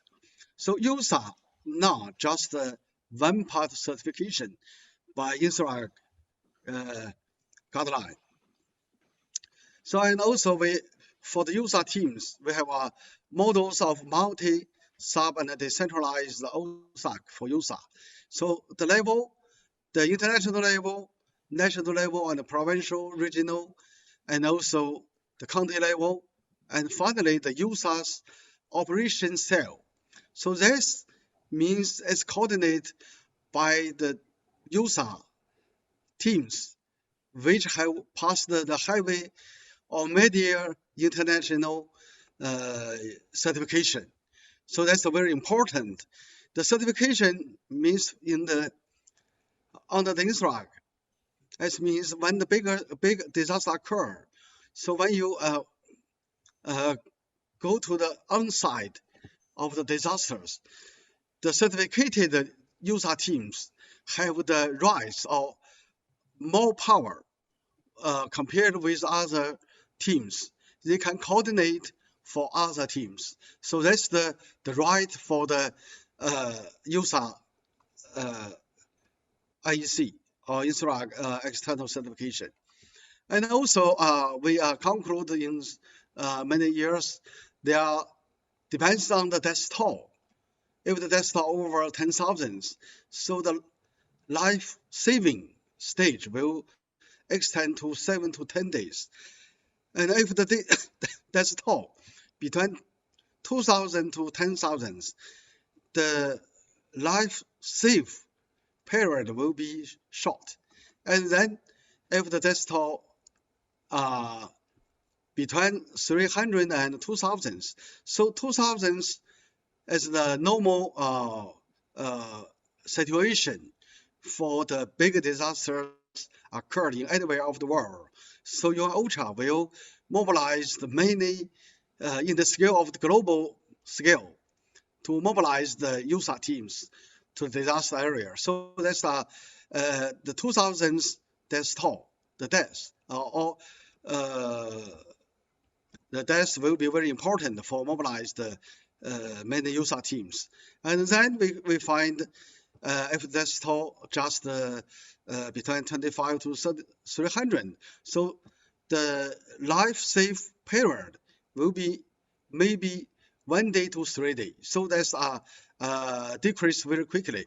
So that's the IEC certification and also in China and also in the world. But from 2016, the national accreditation process by UN Ultra INSRAG Secretariat is a pilot project of UN Ultra for national level users, just holding in China and led by our, I'm the expert group leader for this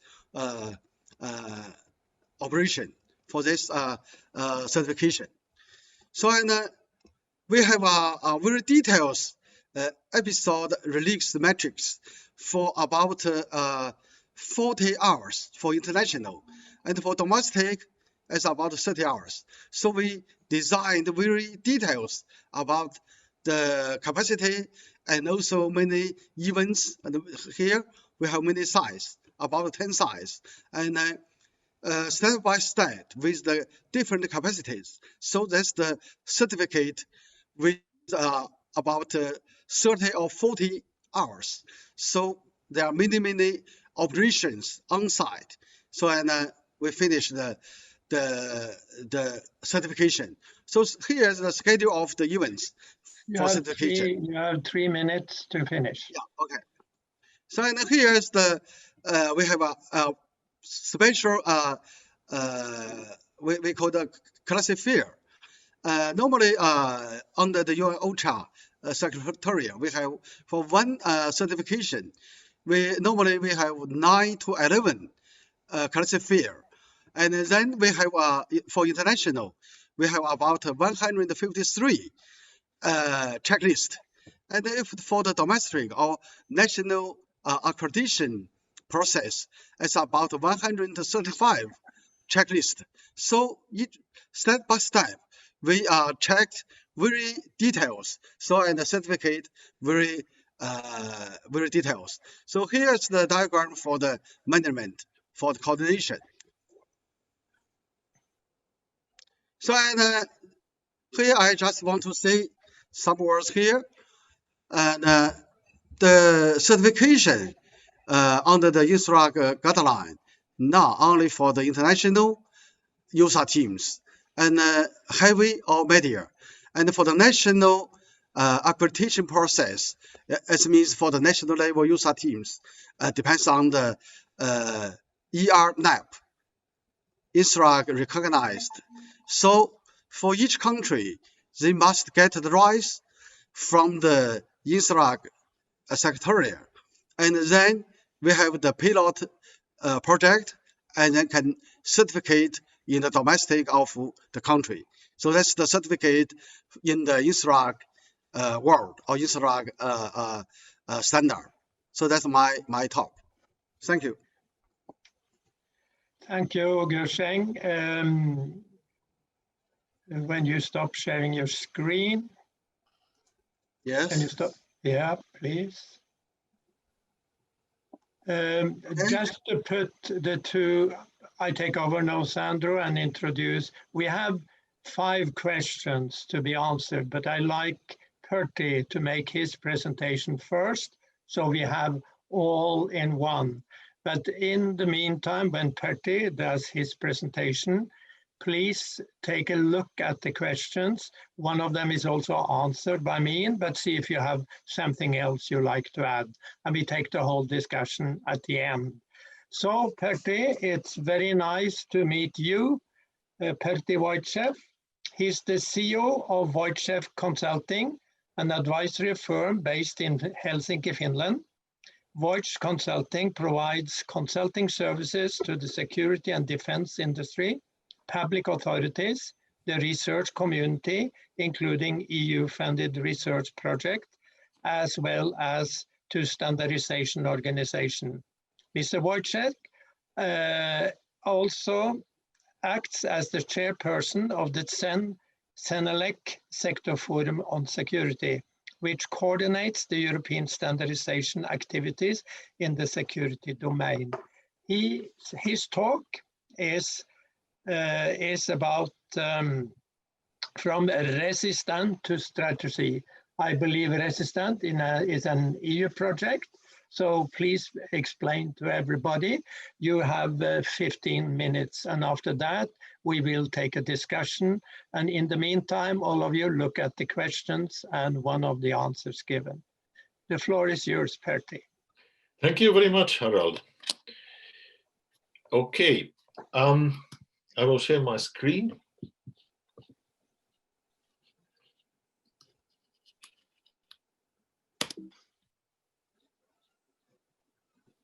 You should see now. Yeah, you have to make a full screen. If you can click on the full screen. Okay.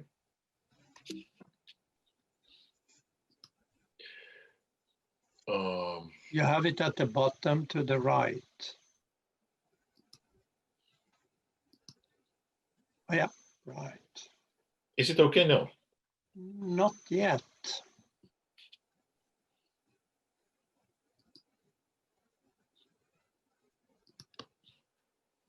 Okay, one more time. Is it There okay we go. now? There we go. Okay, It's fine. so- It's fine. Okay. So thank you very much for your presentation, Harald. It was accurate. And it's very nice. Thank you also for giving me the opportunity to be here. Despite the name of this workshop, I'm not going to talk about certifications, but I'm going to present to you two research projects which are partially funded by the European Union, by the European Commission under the Horizon 2020 framework program. And that's why the name Resistant was one of the one of these projects, and Strategy is one of these projects. Let me go on. 2015, in the call from the European Commission, there was a topic where they wanted to have someone to do a project about how to improve disaster resilience through standardization. And a project named Resistant won the competition, and it was done 2016-2018. And then it ended, and in 2 years from that, the Commission published another call about the same theme, but going a little bit deeper, and a project called Strategy was selected by the Commission and is now running. Both of these projects are addressing standardization and especially the question, how can standardization help crisis management, disaster management, resilience, all these topics that are interesting and important for all of you and all of us. Just a few words about the challenges related to standardization or why standardization is important. We live in a world that gets every day more vulnerable and more complex. That means that number of serious crises will increase. They will be cross-border crises. They will be even global. And that means that joint and international crisis operations are needed more and more, which leads to the fact that we need more interoperability in many ways. And the question is standardization, or could standards and standardization be a solution to that? Let's have a look. The problems, there are certain challenges in standardization related to crisis management. First of all, there are not enough participants from the stakeholders. There are not enough European standards, no harmonization. There is no clear path from research to standards. The progress of the work is slow. There are certain, I wouldn't call them problems, but the coordination of international versus European standardization is not always running smoothly. And finally, the question of should standardization of crisis management be industry-driven or end-user-driven? That means driven by the first responders.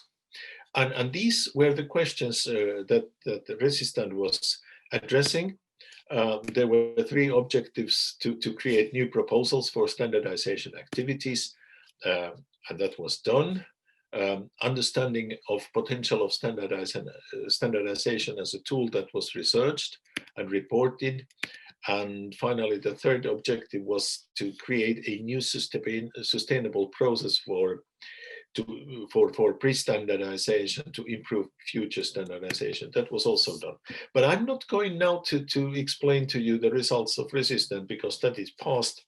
I think I will use this remaining 10 minutes to introduce to you the strategy project, because I am going to make you also a proposal and hope to see you participating in the project as experts and specialists.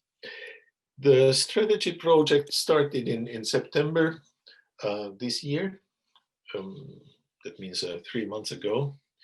And it will take 3 years. It's a large consortium. We are 23 partners from 13 European countries. There are standardization bodies, end users, industry and SMEs, and research and technology organizations. The coordinator is a Greek company called Satways, and I guess you recognize quite a few of those logos on the left. So there are the work of strategy is based on certain challenges that we have identified. Sorry.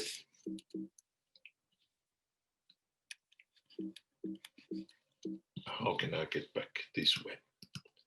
Sorry. Yeah. Cooperation could be better. Interoperability is sometimes lousy. Alignment, meaning the cross-cutting priorities such as information exchange and so on, it does not always work. The joining efforts, efficient involvement of first responders is not always the best possible.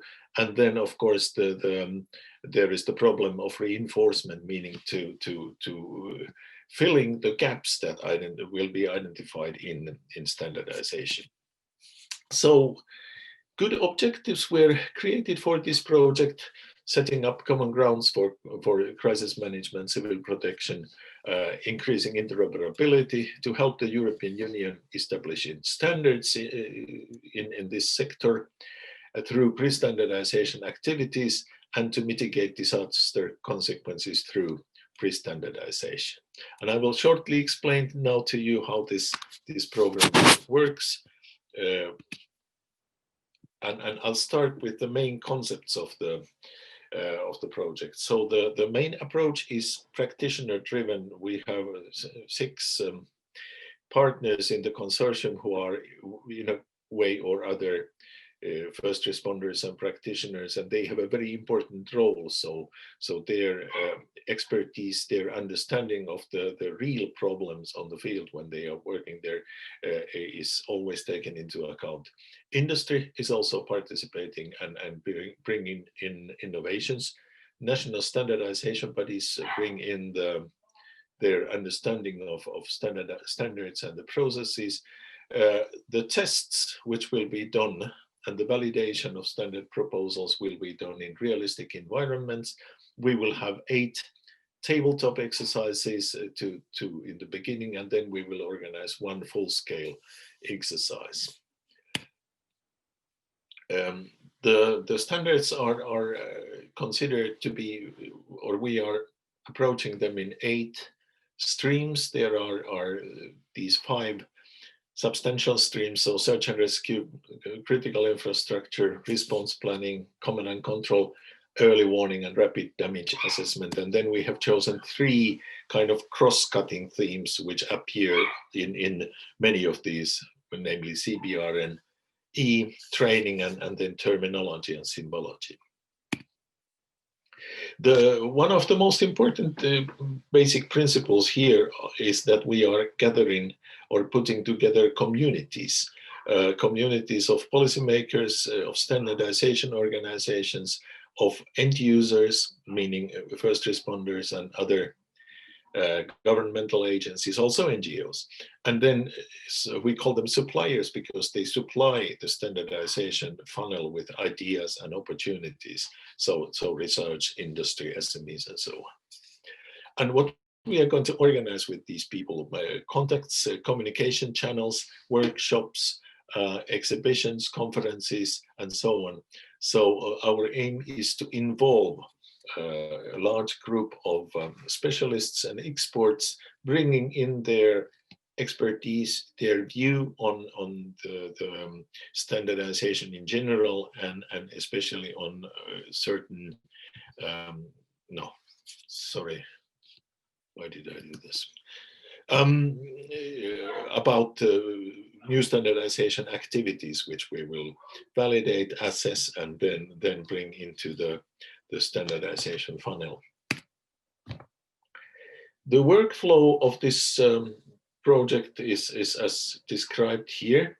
So there we collect new work items, or should I say we collect proposed ideas for future standardization activities. We test them, we validate them with a new pre-standardization validation framework, and then we create use cases, we create scenarios, and plan realistic environments for testing the future standards. What are the or the proposed standards?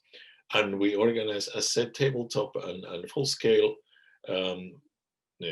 exercises. We organize interoperability events, training exercises, workshops, and then through these tests, the new proposed new items that seem the most important or more feasible or more urgent, and which have the most impact, will be then taken further, either through the Senelec workshop agreement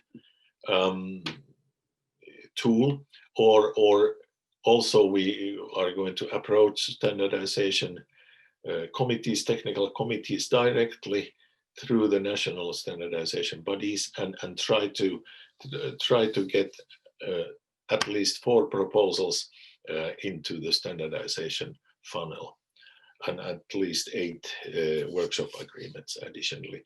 And finally, of course, this project is going to create a roadmap for future interoperability standards in this domain of crisis management. I think I did it in less than 15 minutes. I hope this, but now I have time to answer your question about international certification.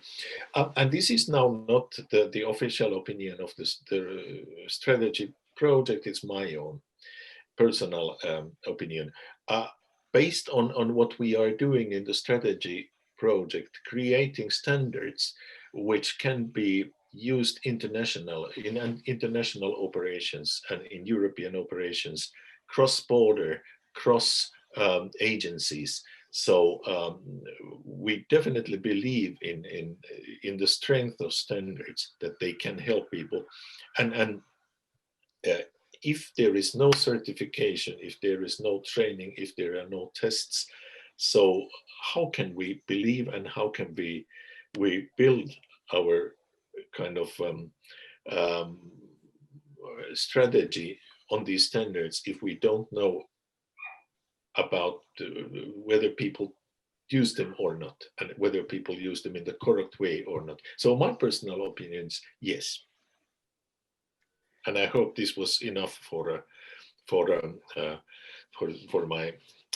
my presentation. I'm glad to answer questions when or if, and I would be very glad if I could use your organization as one of the potential channels to recruit members to our expert communities. So because I know that there is a lot of expertise and understanding amongst the members of TIEMS. So I thank you very much for this opportunity, and I'm glad to answer questions. Thank you, Pertti. If you stop sharing your screen so we can go back to questions, I'd like to thank all of the speakers. Actually, we now have seen it from different angles. We started out with a local certification, which is planned in France. We looked at our team's approach, doing it in an international setting. And then you that like to see if it's possible to standardize some of the elements and processes in emergency and disaster management. I have to tell that when we started out, one goal with the certification was also to make, let's say, an international standard. But we were also warned about having that as our first approach, because that is a very tedious process to get people agree on it. So therefore we chose to say we try to get consensus for what we call an international common understanding of elements and processes in emergency management, which later on we can discuss how can we standardize. So we definitely like to be in contact with you. We are having 4 questions so far, and you're welcome to come with more. Have any of you thought I can read the questions? You all can see them in the QA field. It's from Professor Vinod Menon in India.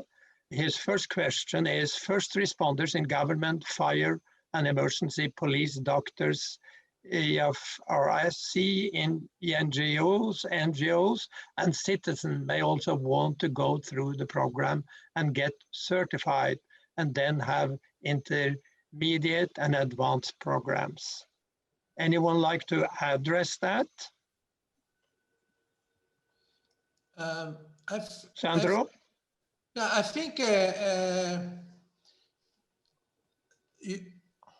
there are what you are showing are not question answer, but something different. Because a question answer, I am reading a question from Atar Abbasi that is interesting to be a test candidate for TQC. Can you read the question answer? No, you have to look at the first one on the list. You are going further down. I started with the first one. So I'll give the answers about this. Okay. There are two lists. No, one is your list, one is the other list. The question answer is another list. Yeah, we take question answer now. So if Gersheng like to answer the first one, what do you like to say? I would like to answer the first question.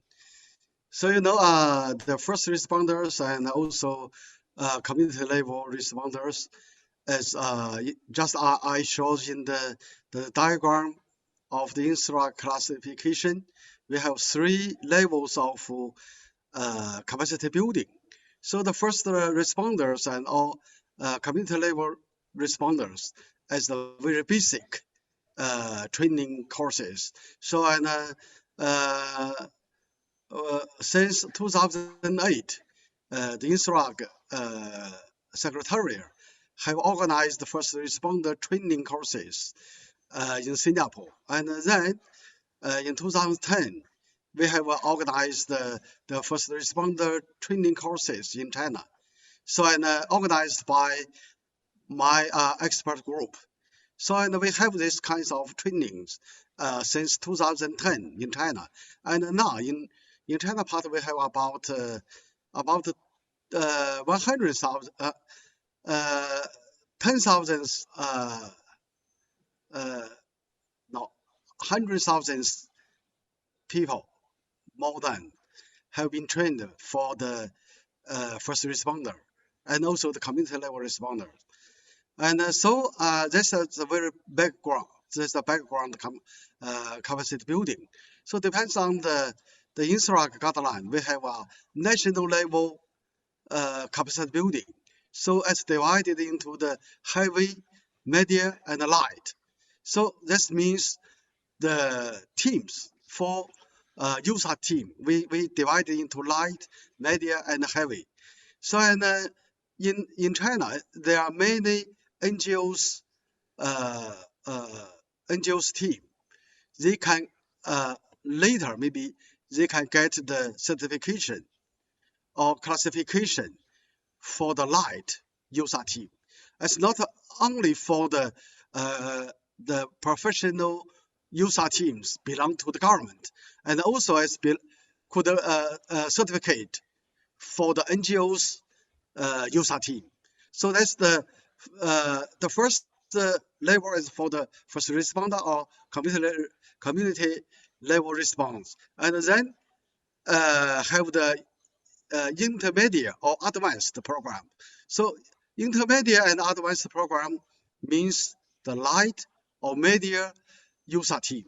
So many people, when you get the information, get the capacity of the first responders, so you can, as a volunteer, you can join to the NGOs teams, and then you can get more training courses. So that's, I think, the INSRAG guideline have the 3 levels of certification. So for the first responders, there's a very huge market. So it could be involved in the domestic for any country. But for the national users and international, it's in a different level. So we have a lower, medium, and advanced. So that's my answer. Thank you, Guosheng, shown the China approach to training on this. Sandro, you had you'd like to answer the other question there? Harald. I want to address this problem of certification versus what. Guosheng is mentioning INSARAG, the importance of INSARAG. Okay, that is only one. And Men was mentioning the importance of the Sendai framework. That is another one. I was mentioning the importance of the ISO standard. That is another one. And Professor Perti was mentioning the importance to have some international recognized standard. And Harald was mentioning that we have been thinking at the beginning to set up an international recognized standard, but it is a very long process. So the key question is how to decide reference to do certification. I mean, we have chosen 4: ISO, Sendai, INSARAG, international cooperation. If do you have another suggestion, please tell us. Please tell us. Everybody, I'm saying, I am happy to consider, but do you have another suggestion that is international recognized that we should consider? I stop here. Professor Petri. I think... Guosheng, wait a bit, because Perti want to say something. Perti? Yes, I just want to comment very shortly what Professor Chandra Menon here is writing from India.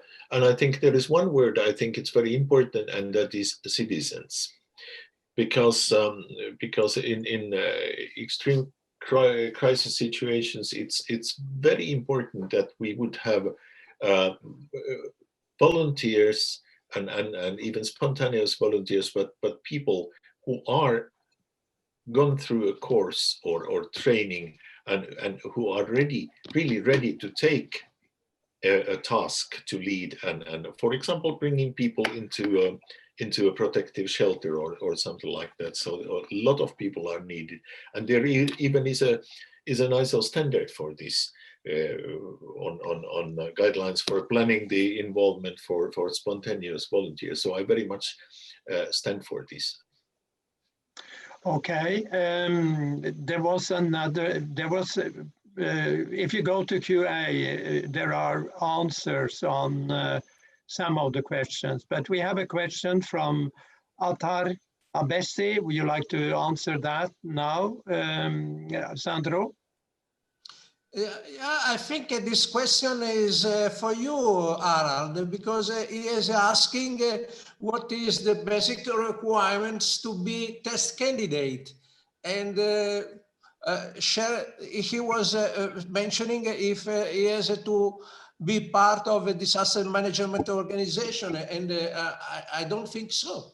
No, I like to follow up. I like to follow up on that and say no. There is no necessary to be part of. He also precised that by saying disaster management organization. So Atar Abassi, please contact us and we can discuss how you can be involved in this. So we have. As you see, we have 7 countries already being involved, so we see it from different angles, and I think that's important. The idea which Sandro mentioned here, Sandro, who has been responsible for the development, he has picked those 4 areas which we know say you have to experience, you have to have education in emergency management and disaster response. And we provide also access to a lot of literature, references and courses. But when we are going to test you, we can't test everything. So he has selected what is thought of as 4 important areas. I think we need to develop that further, put in other areas in the future. And actually, when we started this out, the pandemic was not existing. And I think we have learned a lot about pandemics. It was predicted, but no one, that wouldn't be right. But people maybe didn't take it seriously that it could be so disastrous as it is. So that is probably an area people now learned and which we should add. Also, when we asked Min Chetri to tell about the Sendai framework, that means this is something people should know about when you are in international emergency management. That was why that's selected, and the same with INSARAG. And we will also then provide courses, take out the essence, so people get an international feeling. But we need to link this to the different countries. So those who are now test candidates, they are ambassadors in their own country where we can line up with the local organization. For example, in Australia, we have 3 candidates, and we are in communication with the AFAC. They have a fireman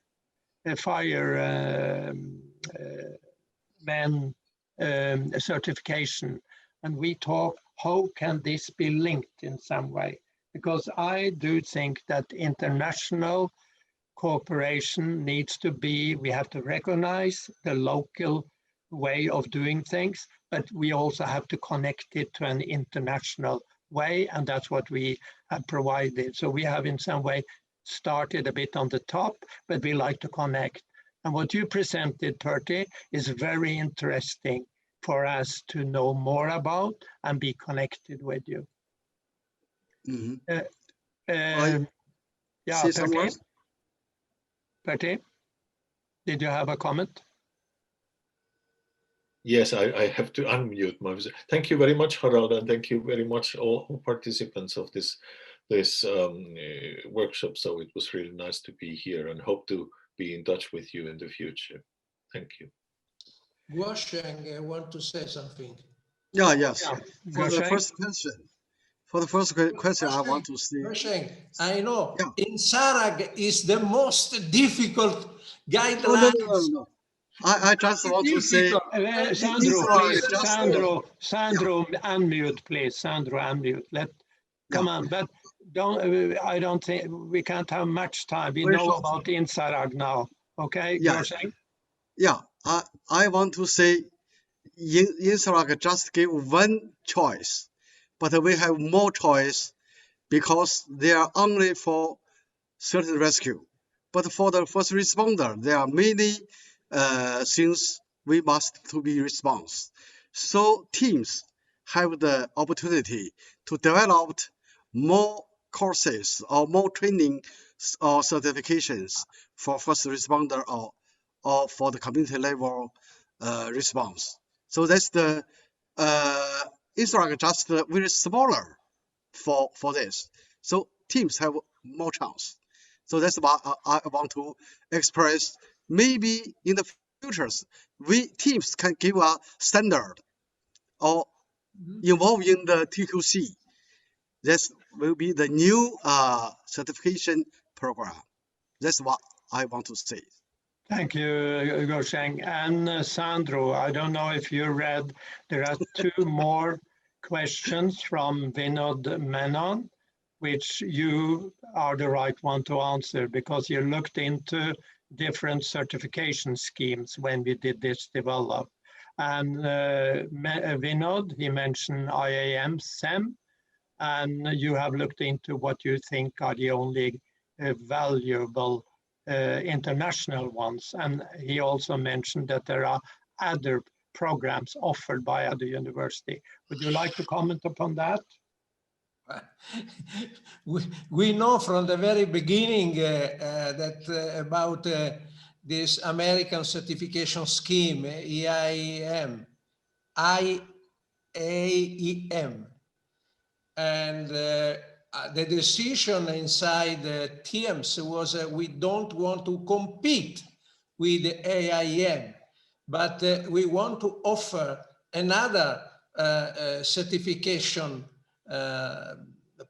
international certification. Then if it will be up to the candidates to decide. As far as I know, the AIM is very popular in the United States and the UK. Australia, I don't know about Australia. Also offer a short program by several universities. I don't know this MOOC.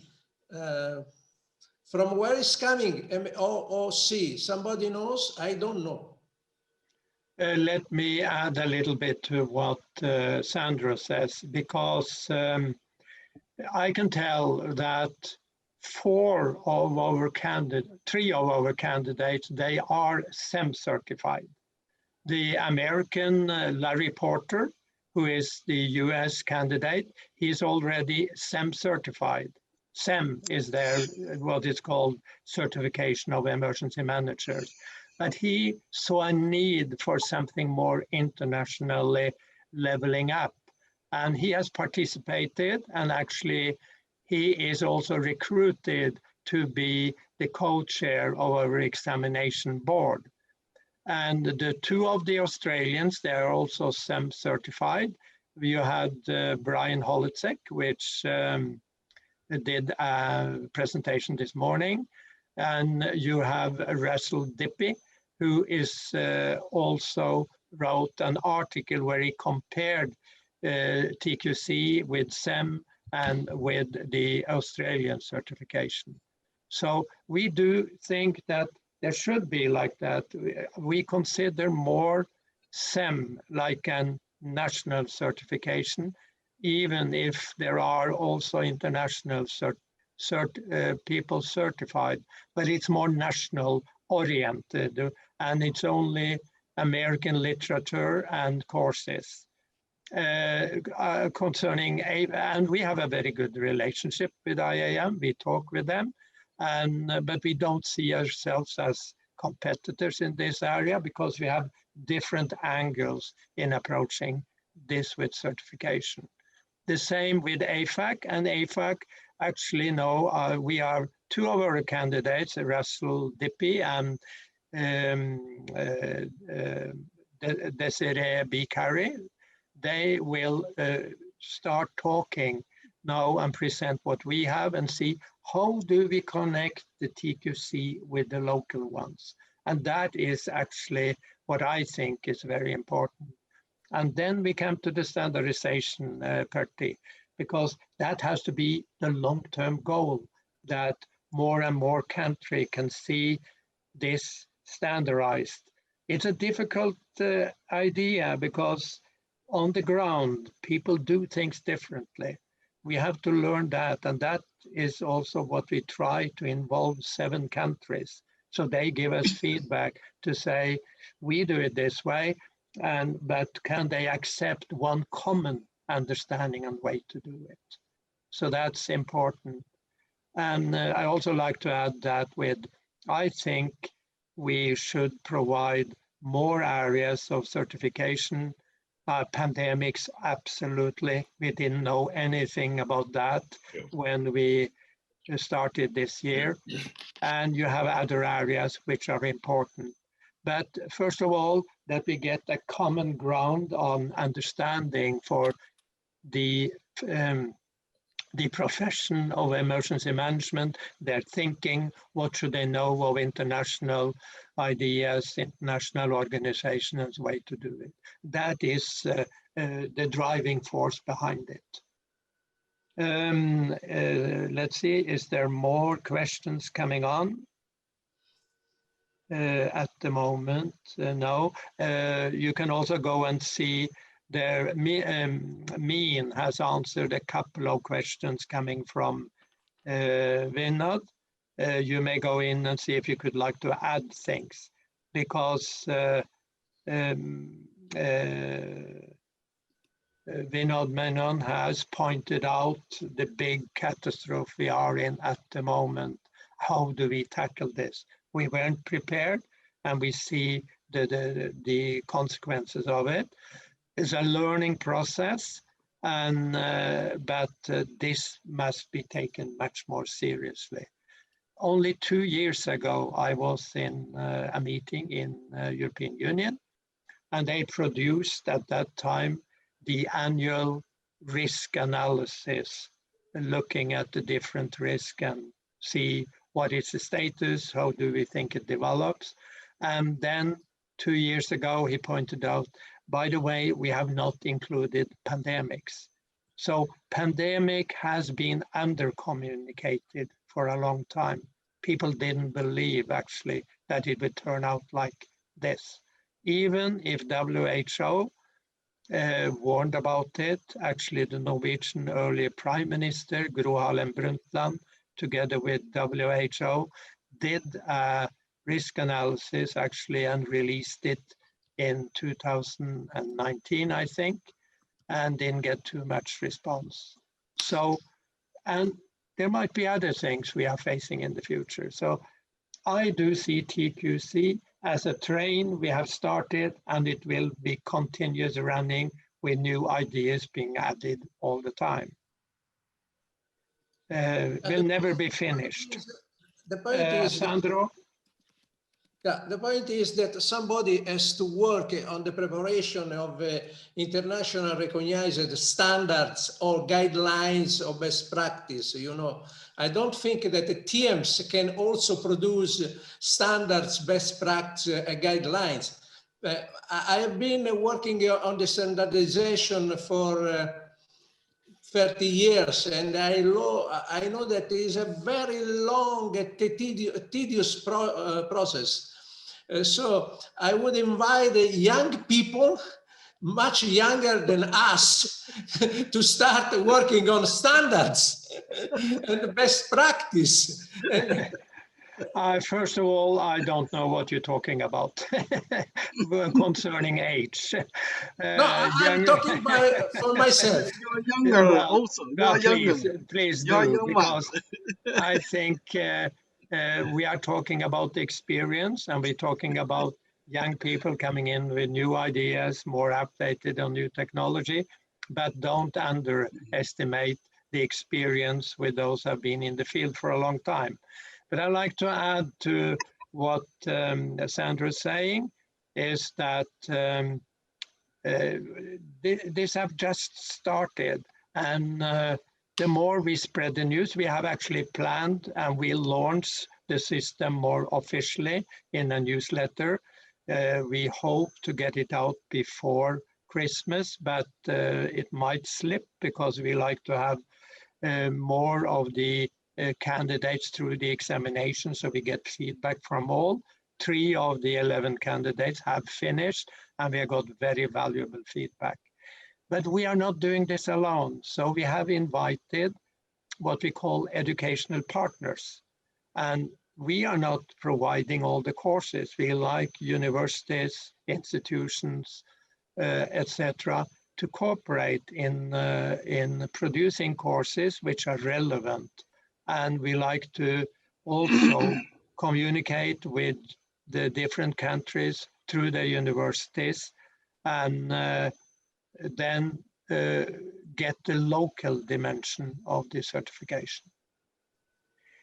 I won't talk more. There are 7 more. I see there are coming more questions now. Please, I will open it up and look at it. MOOC, which you asked about, Vinod had answered that and says it's massive open online courses, and it's a lot, and we like to connect with them. The second thing he says, Vinod Menon, excellent initiative, Dr. Sandro. Intergovernmental platforms like SSSRC, ASEAN, etc., and banks like AIDB will also be helpful. So we will discuss further. I know Menon for a long time, and we have had many discussions and cooperation in the past. And he was also active on the panel addressing the international perspectives of the COVID-19. Any other questions or comments? Thomas, are you still with us, or have you gone back to sleep? I am still here.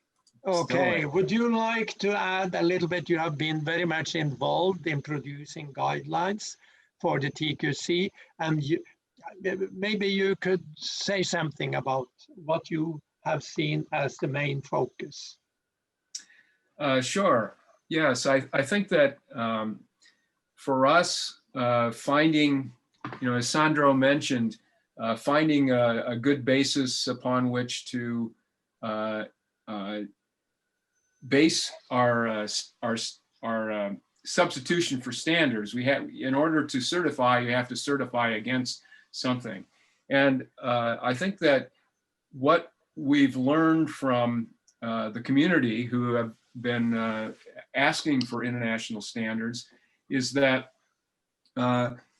we've focused the development on, well, what is it we're really trying to certify? What are we trying to add to the existing standards like IAEM and the CEM? And I think the answer is, and it's been brought up several times here, is number one, to foster better international collaboration, which is certainly important, especially with globalization and the fact that many disasters, including pandemics, can rapidly become a global issue. And so international cooperation and collaboration, interoperability, all these things that are important become very important. And so in parallel, as also has been mentioned, with the development of standards, certification can provide a means to communicate and disseminate those standards in a way that will create an international community that is more able to work together. A second item that I think has come up as a value of an international standard is something that we see all the time in TIEMS, and that is that there's a lot to be shared in the international emergency and disaster management community. For example, in China has very much experience with earthquakes and so forth.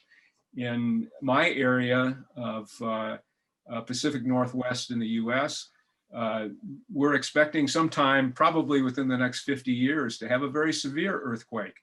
And it's important for us to be prepared. And so, you know, the nature of emergencies is such that hopefully they're rare, although they're particularly in a given region. And by pooling our experience, best practices and so forth as an international community, I think that individual locales can be much better prepared. So I think that in addition to the collaboration internationally, the sharing of best practices is also something that can be accomplished through international certification, and that can be very valuable, not just for collaboration, but at the local level. Thank you, Tom. Pertti, I don't know if you have looked at the chat, because Vinod Menon has put up a comment on the chat concerning resistance and strategy. He says resistance and strategy are very promising efforts for creating coherence and convergence across countries. You see. Yeah, you just click on the chat there. Glad to hear that. Glad to hear that. Yeah, I think they are. It's important. Yeah, and we really like to be in some way involved. I don't know if you have, you need some experts. We have a group of more than 100 experts worldwide, where you can go to our website. It's called TIGE, the TIEMS International Group of Experts. You can click on it, you get names, and you can see what kind of a brief on their qualifications, and from all the countries, 25 countries actually. So see would someone fit what you like to have comments from or cooperation with in your resistance project, which we think is very important. Good, thank you very much. So I will have a look at your website then, and maybe if I have questions, so maybe I can be directly in touch. Please do that. Yes. Okay. How are we doing? Any more last comments? We close in 2-3 minutes. So could we go around, see if you have any closing comments? I need a clarification from Thomas. Thomas, you was mentioning that in China, they have a large experience on earthquake. Earthquake, I think they are regulated, they refer to INSARAG, or not. There is something different from INSARAG. I don't know. Guosheng, what do you say? Or Thomas, what do you have in mind? You have to unmute. Guosheng, you have to unmute. Okay, sorry. So in China, we established the team as the response for the earthquake. But the same with the user. The question was, you refer to INSARAG, or do you have a special standard inside China? The first we know the INSARAG, and now we prepare to make a standard of China, domestic standard. Okay. Yeah. Okay. Would you like to make any closing comments, Sandro? Thank you very much. I see a lot of work to be done. A lot of work to be done, but I want to stress that this TIEMS approach is the only one I know at the moment that is asynchronous. You know, you can formulate the questions and the student can do examination at any time, everywhere in the world, any place. Is completely asynchronous. All the other systems that I know are synchronous. This means that the teacher and students have to sit in front or maybe by Zoom, but at the same time. So we are fast. Thank you, Sandro. You should adopt also in China, Guosheng. Yes. Also in Sandro, China. you see, everybody that is listening and seeing, we have a big engagement, large engagement from our people, and all the work we do is on a voluntary basis. So I thank you all for that. Would you like a final comment, Guosheng?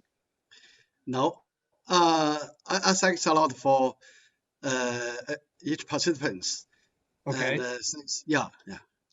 Min, would you like to make a final comment? Are you still with us? Yeah, I'm here. Not at the moment. I have nothing to share now. Okay. Tom, any final comment?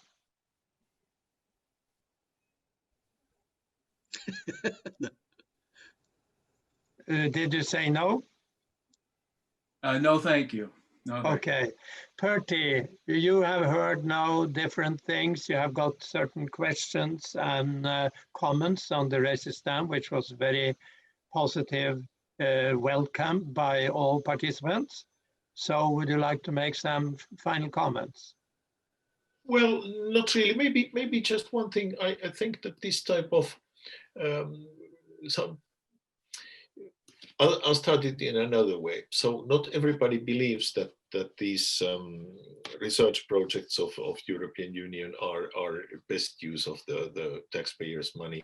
But I must say that especially in case like this, what we are doing, studying the use of standards and improvement of crisis management and disaster resilience through standardization, in cooperation and on request of the European Commission, means that through these projects and their results, there might be a small possibility to influence the decision makers in Brussels, and that way increase the number and quality of pan-European regulation. And of course, then, well, it doesn't say anything about certification, but anyway, so pan-European standards, regulation, and hopefully then also legislation, which would tie all of this together. So I think it's a good opportunity to try to influence the Commission, and we do our best. Okay, thank you all. Let's communicate further, especially Pertti, because I think your project is of very much interest to TIEMS. And to all the participants, if you are more interested, please contact any of us, and we take the dialogue further. Have a good afternoon, or a good morning, or a good night, wherever you are in the world. Good night. Bye. Good night. Bye-bye. Good night. Bye. Bye.